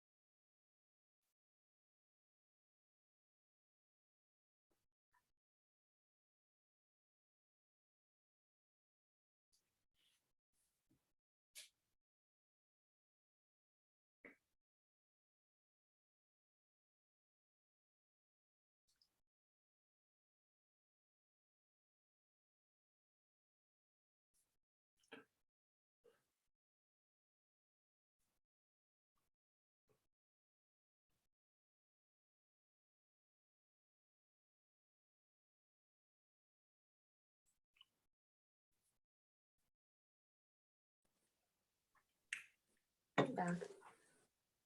Professor Wermke, I was thinking when you were talking about learning language, I work with older adults and technology around the country, and we teach in 5 languages and have people that participate in courses and programs in 5 languages. And of all the people that are non-English speakers or taking classes in other languages, the one thing they have in common is they want to access information, news, culture, music, videos online in their own language, but they all want to learn English and practice English and learn how to navigate online and offline. And so for some of them, many of them, it's their very first opportunity to have that. And the internet opens that up for them. And it's such a presumption that people don't want to learn sometimes because we forget to ask them. Because if you have a very closed community, for example, in the places where we teach in Bengali language, it's a very, very tight-knit community, very closed community, but they're the first ones to say, no, absolutely, we want to learn, we want to get out, we want to learn where we can go and how to do it, and all of the things the internet enables. So it's a really interesting thing when you are able to break through some of, or like the Russian communities in New York City are very traditionally closed enclaves kind of people. But what they actually want to do with technology when they have the opportunity is to branch out. And that's a pretty exciting learning that's been very consistent over 10 years even. And I hope we'll find other ways to enable that for people of all kinds of people, obviously. But I'm always happy when older people are excited about learning new things, but also our assumptions are often wrong unless we really talk to them. Yeah, fine. Yeah. Yes. It's because there, and probably in Germany too, there are so many options for young people to learn, to take a class like this, to do things like this. And there are not enough options, I think, for older people to learn new things, no matter what level of language or if they're immigrants or not immigrants, there's already not enough opportunity to learn later in life unless you have enough money to do it here. And I love to know that that's an interest and a goal that we can think about. Yeah, thank you. Yes, when I started with my question, should we forget the past?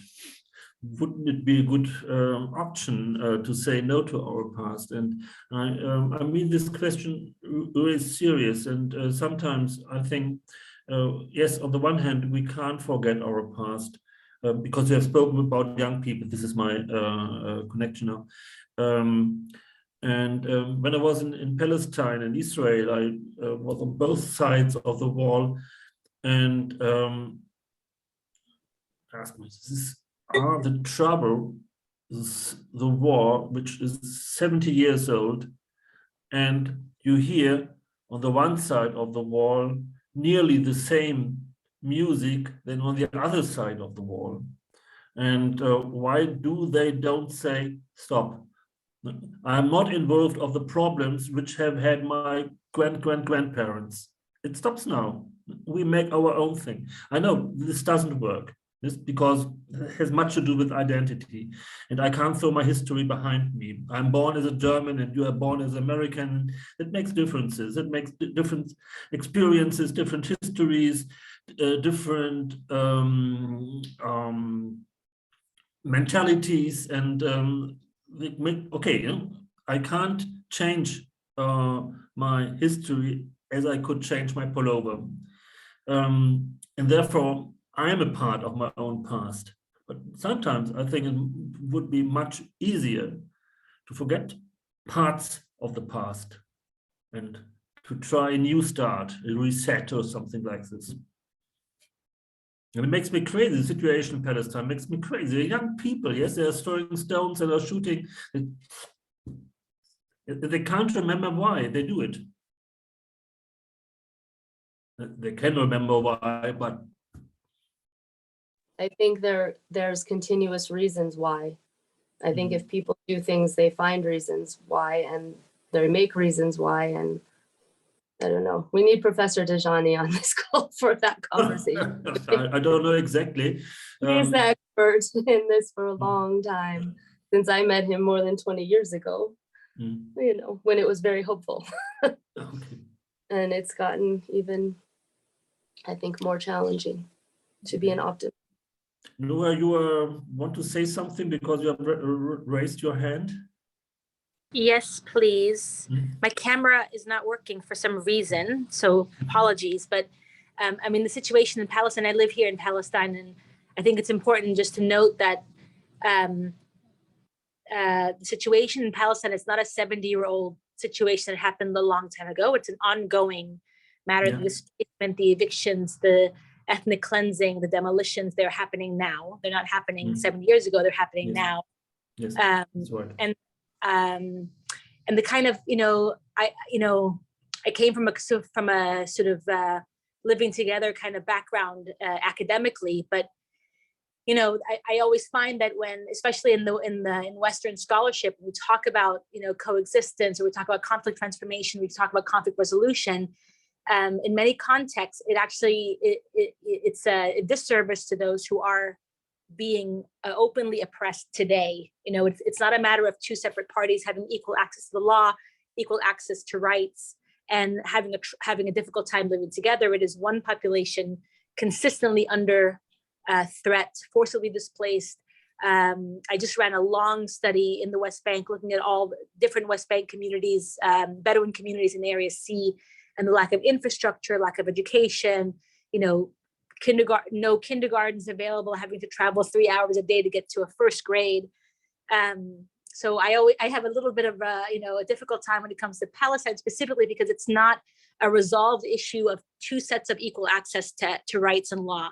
It is one side that has all the power and access, and yes, is fearful and is feels under threat and is fearful. But another side that has no access to legal rights is either not a citizen, or a second or third class citizen, or under military occupation. So I just wanted to highlight that. Yes, of course, you're right. And this was only what I said was very private. It was only a dream that we could forget our struggle we have and our fights. But I know it's impossible. And what now happened in Palestine happens now and not 70 years ago. I know this is clear for me. But you see, Abdel Sak, I think he was it. No, it was another guy. He spoke. He want to switch. Yes, he want to change. He want to decide. He want new options, other options. He want to be a free person, and yeah. And the past could be a jail for me to be a free person, and I have to deal that my history is in the jail, and I have to make it free. I'm sorry that I can't better explain it. It's only a dream. I know the history is too strong, too powerful, and the present is also. Yeah. But I think Professor Wermke, that Martin Luther King had a song which is "I Have a Dream." I think, and the dream became reality after that. I think. Yes. So, Yeah. and concerning the past, how we talked about this, but I think most or not. Most of the inventions and discoveries are based on the past ones, or on the past events. And even if you would like to make a update or do something more advanced, so then it's based on the previous ones. Even for the programs, even for everything, there is a kind of hierarchy, and base, first floor, second floor, third floor. So I can't go to the third floor without passing. Okay, every day I have to go through the first floor, but I don't need to go to some sub rooms or some sub other places because I don't need them. I just have to move from them. From it. It's a very good point and it's a very good question, by the way. Thank you for that. I'd like to add something very little. I think. I'm sorry to jump in, but because we are on tight schedule, can we leave it until the end so we can stay a little bit longer? Okay. Thank you. So I will start with my second part for today. I make a big jump to the fourth chapter, Task of Cultural and Religious Education. Yes, you know perhaps the vertical and horizontal understanding of heterogeneity.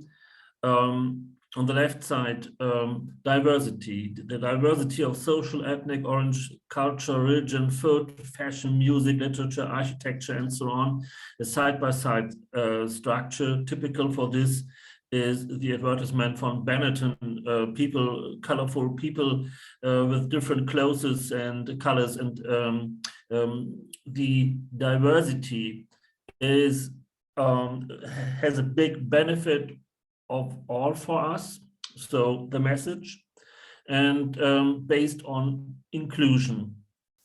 And on the other hand, the inequity based on exclusion. It's the same social, ethnic, cultural, religion, processes of discrimination, for example, in school, workplaces, housing, hierarchizing structure. The point is, I want to say is that the same thing, what could be helpful for conclusion, is also an option for exclusion. The belonging to a special culture is, on the one hand, good for diversity, and on the other hand, it's a problem, perhaps because it could be the reason for exclusion. And we can't say what is good for inclusion and what is the condition for exclusion, because the conditions are made by our decisions. The society, or we decide about what we understand by diversity, or how we understand inequality. It's our own decision to make these differences and gave the differences the way. For example, I give you one example. If a girl is not allowed to learn swim, I think we have spoken about last lecture about it, but it's a good example for this case. On the one hand, it's a sign of diversity because it's a special, diverse kind of religion or culture. And on the other hand, it makes an inequality because it is important to know to swim. And so that something which belongs or which characterizes diversity could be also, on the other hand, a problem, and could be the reason for inequality.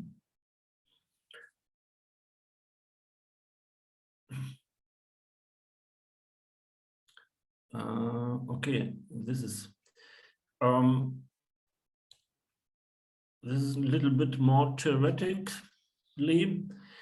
The heterogeneity of people living in Germany only here leads to in kindergarten and schools, that means in places where we teach, subject cultures, religious perception of difference based on individual attitudes through own value systems, religious, secular socialization, prejudices, etc. arise by people with and without immigration background, involves educators, teachers, school social workers, children, parents, families, etc., and has the effect uncertainty, discussions, possibilities, dispute in pedagogical institutions, ignities on the ground with concrete examples, swimming lessons, class trips, fasting, viewing, hardscapes, cleaning up, and so on, general rules. The subjective cultural religious perception of difference we saw a different, and we explain it as a different, we remark it as different, because we have an individual attitudes and a known value system. And this is the first step. For the second, that all of us, not only people without or with migration, all people, parents, families, children, and so on, we see the different. On the other hand, we have a special attitude to understand the difference. And then the result is that we have discussions and we have examples.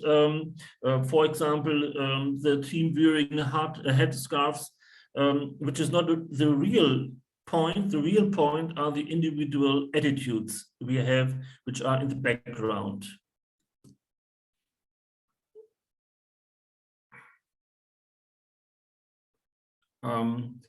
Our answer is that we try to understand children, young people in our education processes as in a sensitive way. That means culture and religion sensitive education can seek to encourage the skills to respectful mutual acquaintance, less in common norms, but in becoming aware of one's own culture and religion, and in listening to the other culture and religion. The connecting path between cultures and religions are found. This perhaps, yes, this is what I think it was Abdul Ghani. He said, we need something like universal norms, values. And our opinion is it's not the point of the values. Perhaps we have common values and we have, after all these problems. And this means that we need, that we have to be aware of our own culture and of the culture of the others, of the cultures in our society, and to find ways of dialogues between these different cultures in one society, between the communities. Not common norms, but common ways to discuss, to speak, to hear to each other.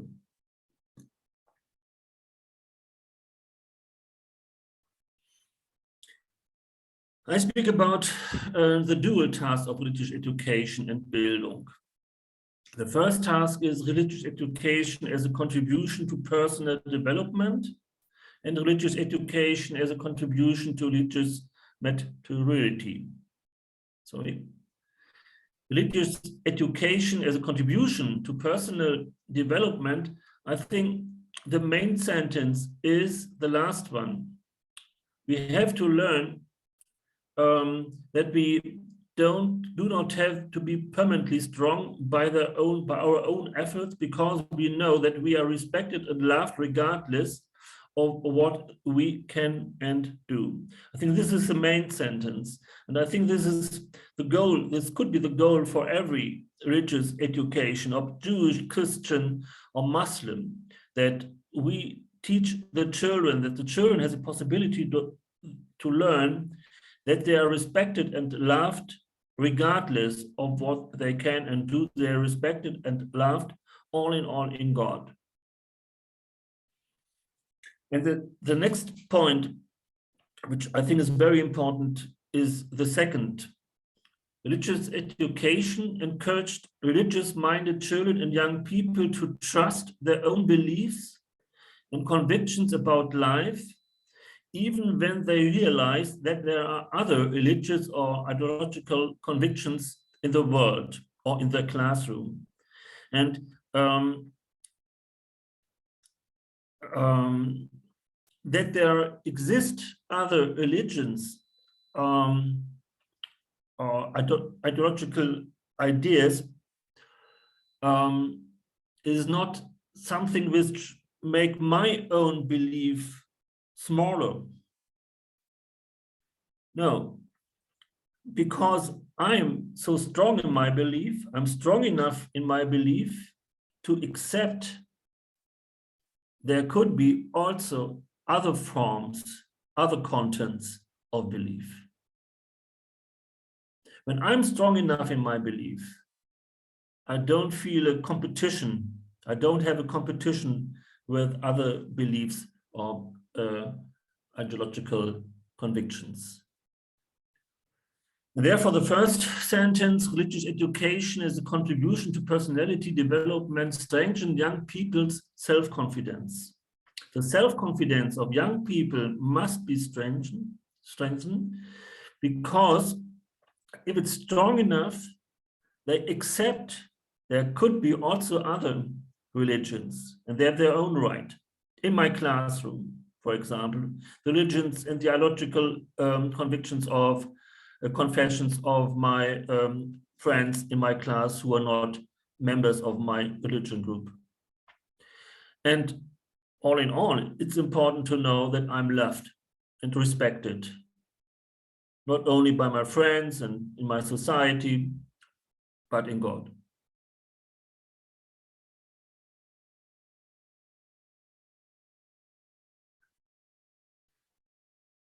How can we do it? I have three examples. Yes, we have to make experiences, and we have to discover religion. For example, when we meet people from other religions, we visit a mosque, for example, or we try to understand the important sentences of religion, or we are interested to discover, to open the door to religion.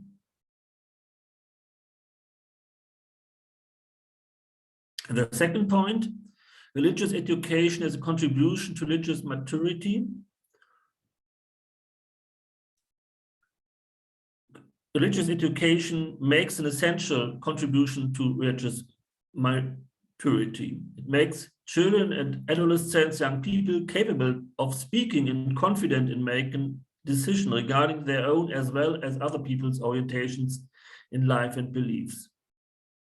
That means we have to understand not only our own religion, but also the religion of the others. And that means that we have to be capable to speak about our own religion and to speak with people from other religions, and that we are able to understand them. We have to translate. We have to learn to translate what we believe, to explain other people, to make it transparent to other people what we do believe. It aims at developing a religious plurality competence in children, religious plurality competence. The plurality of religion is the signum of our society. And we have to teach a competence to deal with this plurality, which helps them to perceive, reflect, and formulate originality and to take an appropriate position on the various forms in religious life. That they can make their own judgment about their own religious religion and the religion of the others. And this kind of religious maturity is not only a goal for people who are religious, it's also a goal for people who are not religious. They also have to understand how religious people are thinking, what they do believe, and they have to learn to hear, and they have to learn to translate their own ideological beliefs to religious people. All in all, what we have to learn is the possibility to have a dialogue, to have discussions between us, to explain us, to have a transparency, to have to construct a trust in the other people, in the belief of other people.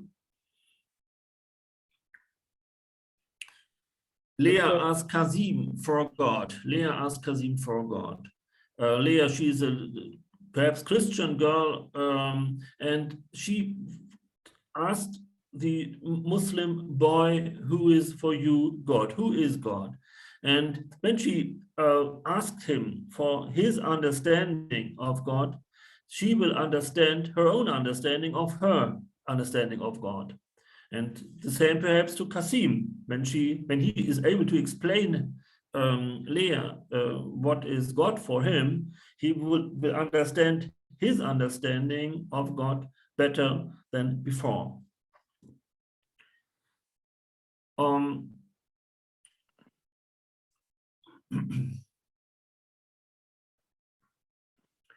That means that we have to work on the level of attitude and action. When we work with teachers or with students, we have to work on the own attitude to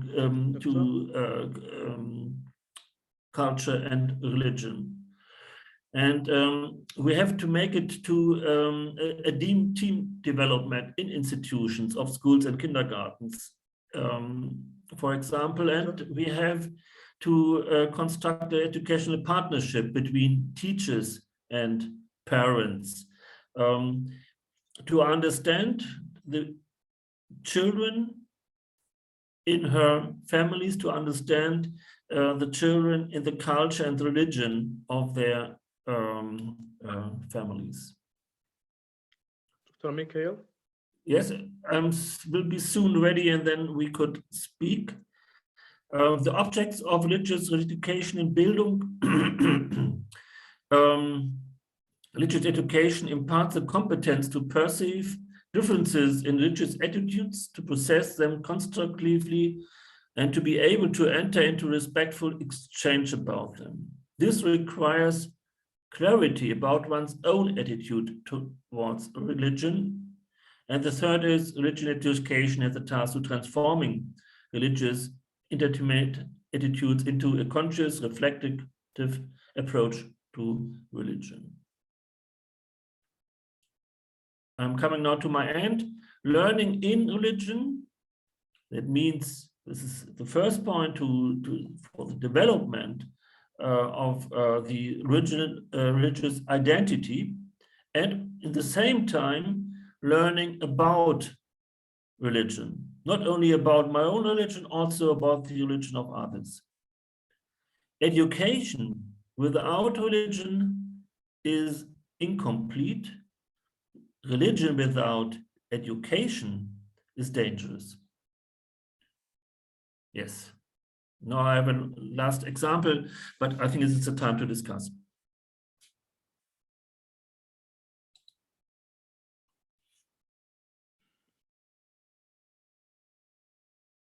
Thank you very much, Professor Wermke. I think Abdelrazak had a question.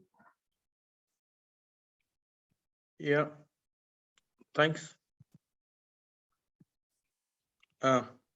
Thanks, Rawan. Thanks, Dr. Michael. Just my question is related to the idea of teaching, religion education. In this point, I'm thinking of the form that will take.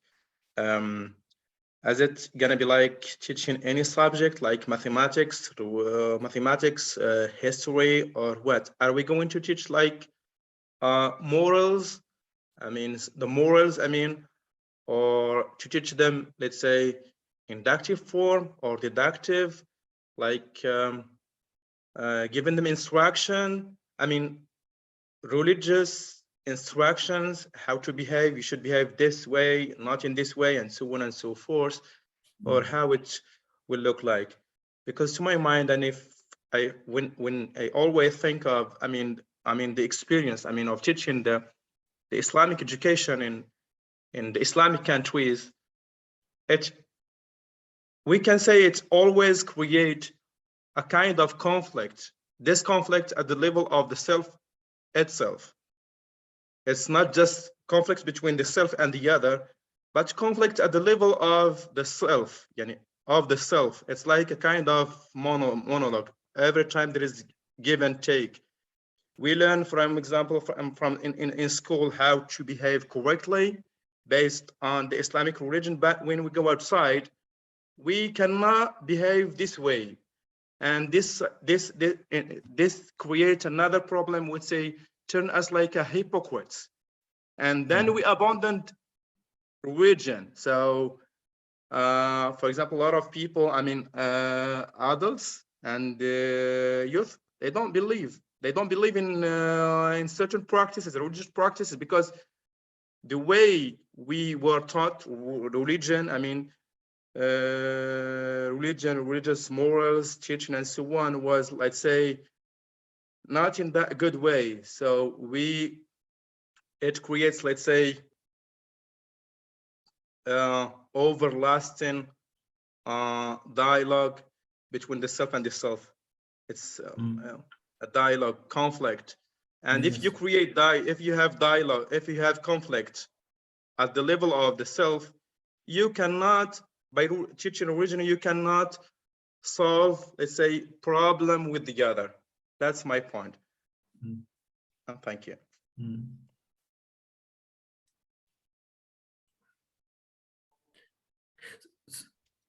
If I understood you right, you mean there's not only the necessity to be able to discuss, to have a dialogue with the others, because you have to have a dialogue with yourself. You have special values and how to be, and you have the problem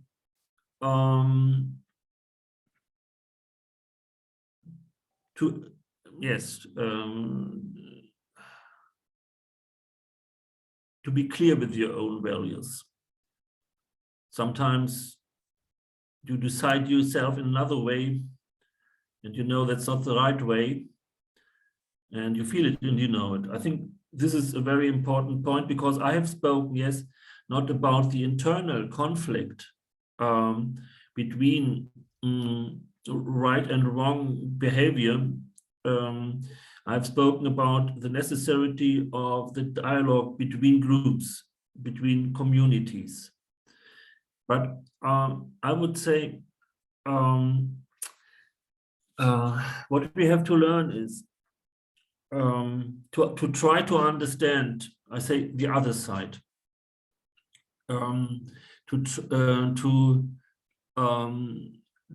to explain me to the other side, who I am, who I'm thinking, what I do believe.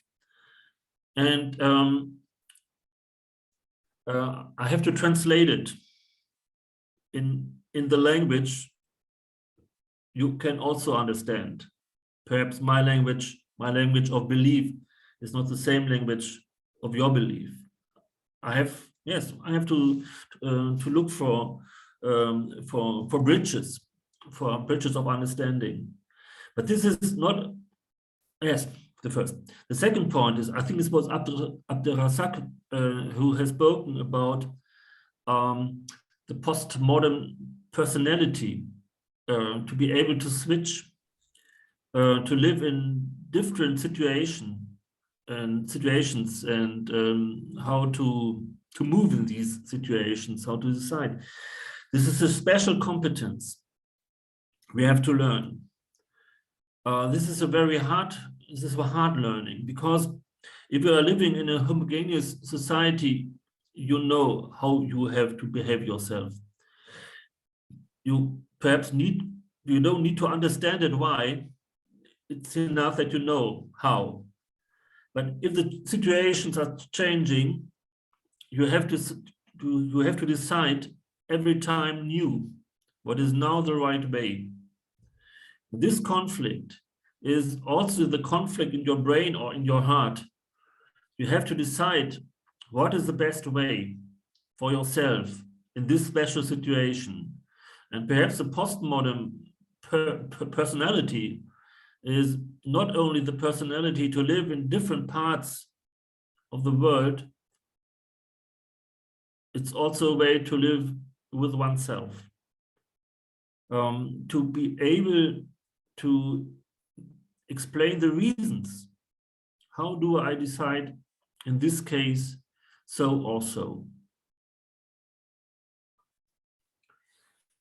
I'm not, you have heard it, I'm not serious if there are really common values. Of course, we have the civil rights, and they are very important, and it would be very unrational if we would say the civil rights they're nothing. No, they gave us a platform for the possibility to live together with our differences and with characteristics and so on. But we have to discuss how we want to live. And this is, I think, a never-ending discussion. And the most value, the biggest importance value we should have is that we are able to discuss, that we are able to explain who we are, what we want, how we want to live, and to find a compromises between the different ideas how to live it together. And this means not one value, except the civil rights, of course. Not the main values are so important. The competence to deal with the plurality of values. This is the main point.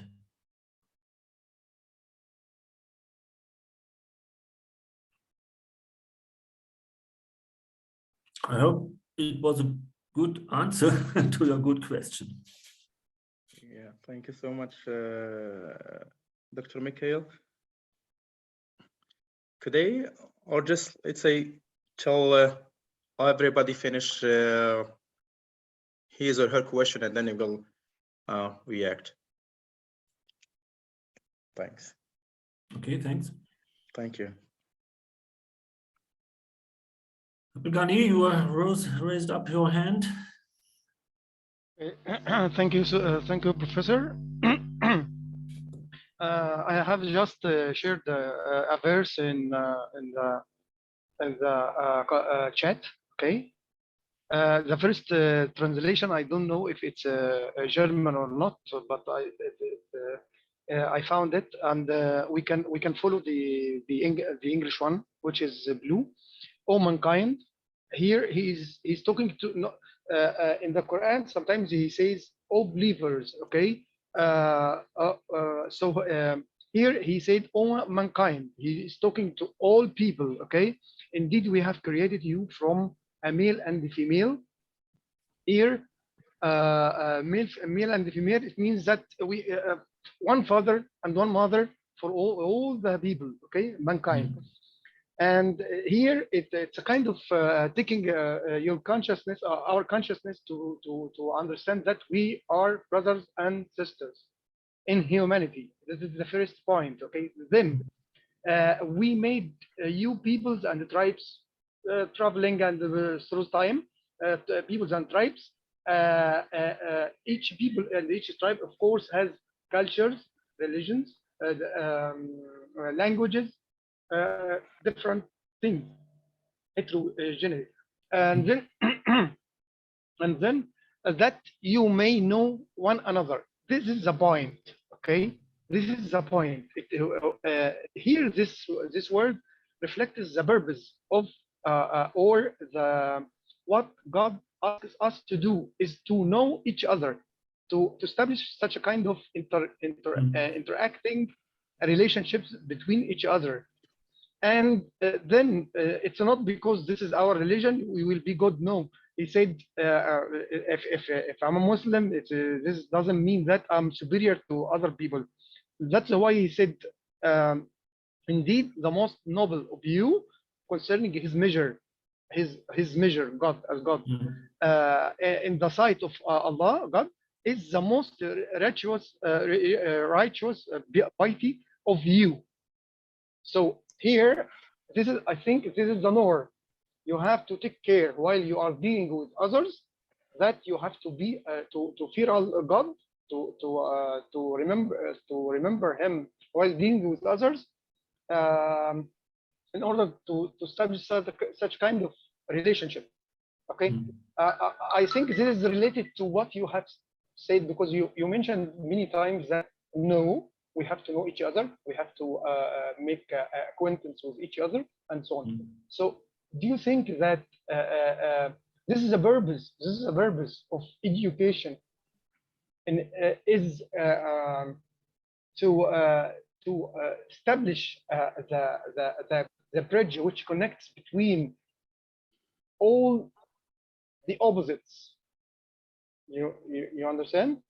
Mm. Is this the noble mission of education? But if it's so, I think not all people, not all educators, tutors, teachers can do this. So they have to, I think they have to take courses, study, and so on. Thank you for that. And just one little comment. You hate breaks, and I think all the teachers, all the people who teach hate breaks, because it's a kind of taking time from their work. So I myself also hate breaks when I teach, because you feel that you have to collect everything in just a little.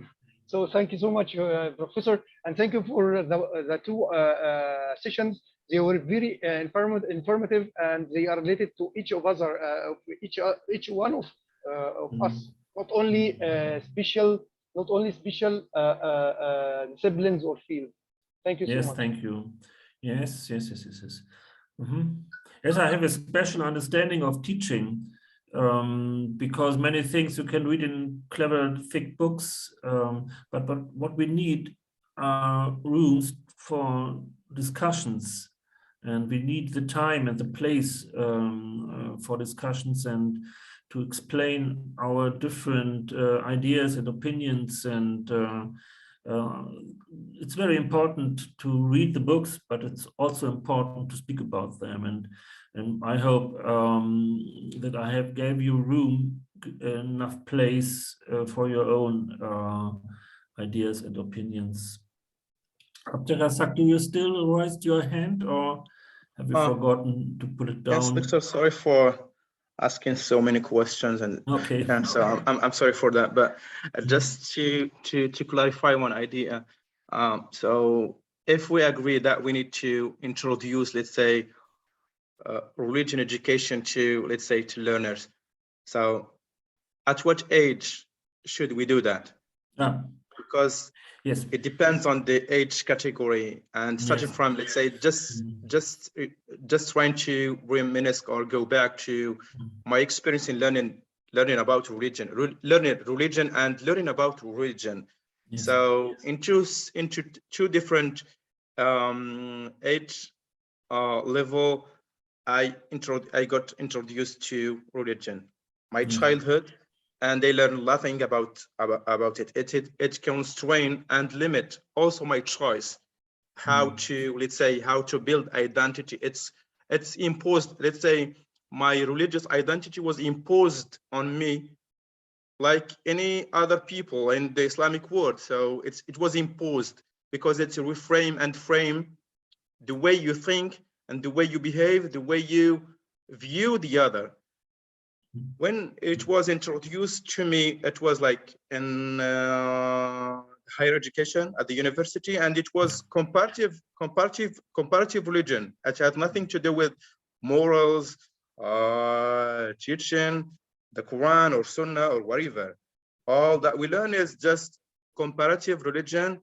What, for example,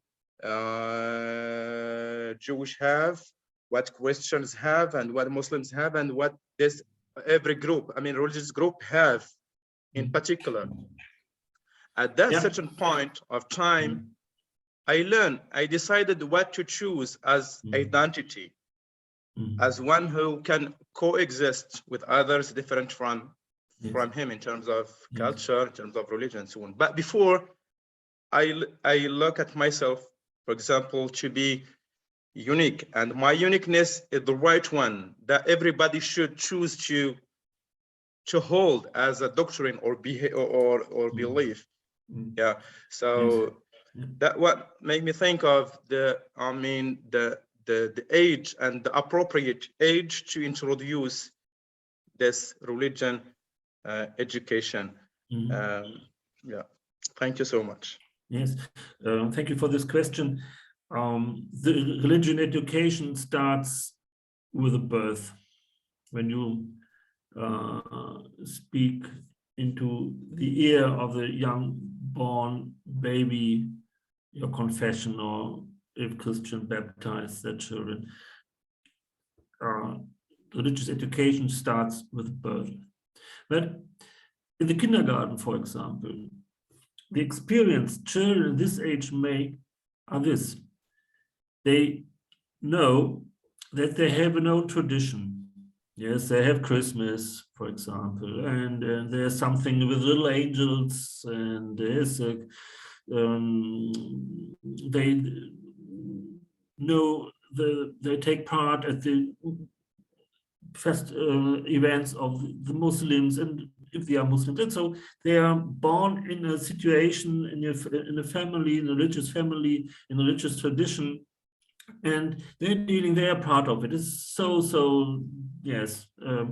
And now they are in the kindergarten, and they meet other children who are not Muslims, who are Christians, who are Jewish, who are Buddhism. We have many people from Vietnam, for example, in Germany. And suddenly they have to realize that this, what they think and believe, could be also in another way. It means the experience of differences, they make children very early. And if you say, okay, I live here in a Christian society and we have no Muslims because I'm living in a village or something like this, and we are all good Christians or nothing or whatever, they have the media. Children looks media, and they know what happened in the world, and nobody is there who is able to explain it. And this kind teaching in education in religion starts with the first day of life. But don't wait too long with teaching about religion. Too long. Because the children make the experience very early. This, what I think, what we believe in my family, could be also in another way.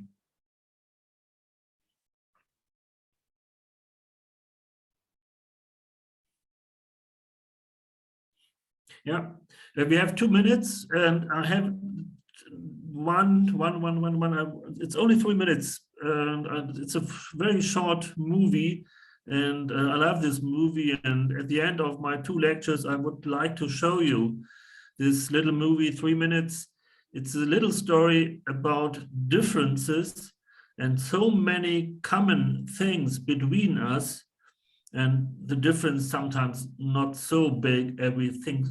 So as we think sometimes. And perhaps, Rawan, you could start this little movie, 3 minutes, and I hope you don't know it, you haven't seen it before. I watched it when you sent it to me, but I didn't send it to the others. All that we share, yeah, that's it. It's easy to put people in boxes. There's us, and there's them. The high earners, and those just getting by. Those we trust, and those we try to avoid. There's the new Danes, and those who've always been here. The people from the countryside, and those who've never seen a cow. The religious, and the self-confident. There are those we share something with, and those we don't share anything with. Velkommen. Jeg kommer til at stille jer nogle spørgsmål i dag. Nogle af dem kan godt være lidt personlige, men jeg håber, I vil svare ærligt på dem. Hvem herinde i rummet var klassens klovn?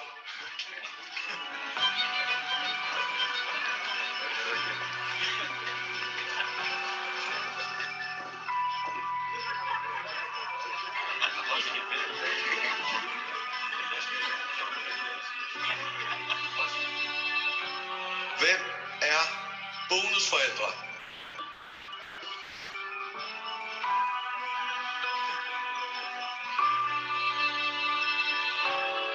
then suddenly, there's us.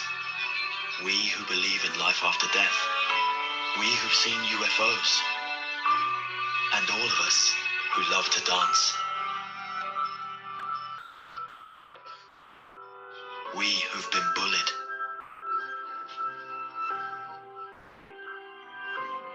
And we who've bullied others.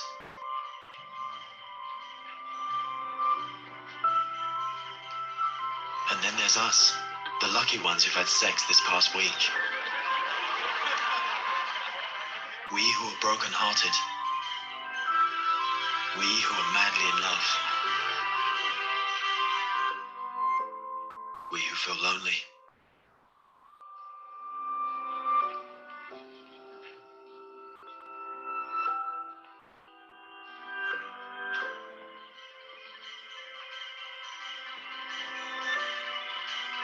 We who are bisexual. And we who acknowledge the courage of others. We who have found the meaning of life. And we who have saved lives. And then there's all of us who just love Denmark. So maybe there's more that brings us together than we think. TV2 Denmark. All that we share. Okay, I think this is a good message. Perhaps I think it's true that we share more things than we believe sometimes. And yes, I hope it's a good message to you, for all of us. And I read today is the last lecture. I'm a little bit surprised because I thought there will be one more lecture next week. Rawan, perhaps you know more. Yes, unfortunately, this is the last lecture because next week we will have a group from Algerian professors and professors from Al-Azhar University visiting Vienna, so we won't be able to attend the session. So on behalf of Dr. Iyad and on behalf of all the Armenia team, including Professor Wermke, I would like first to thank Professor Wermke for a great 2 sessions this week and last week. And thank you all very much for being here, for your commitment, and for the great discussions that we had during this semester. We will update you on the next program once it's ready. Most probably we're going to have it mixed with other PhD students from the JCRS, but we will keep you posted when it happens. So thank you very much again. And now the floor is yours if you want to add anything.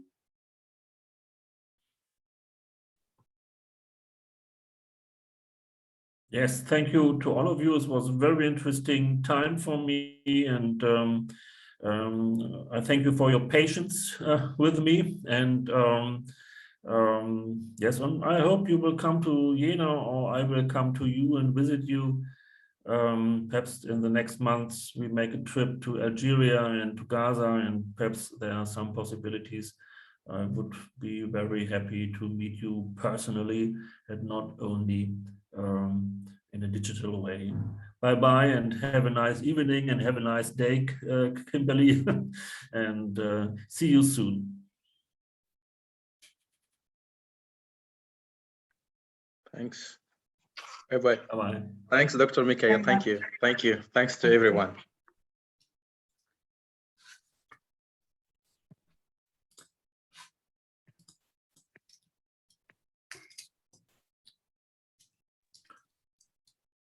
Vielleicht können wir noch einen kleinen Moment reden, Raman, und dann... Ja. Aber ich denke, es ist recorded. So it will continue recording on Dr. Iyad's computer, even if I stop recording here because he's the host. Mm-hmm. So maybe we can switch to another account. Okay. I will send you my my link. Okay. Okay. Perfect. Thanks. Welcome.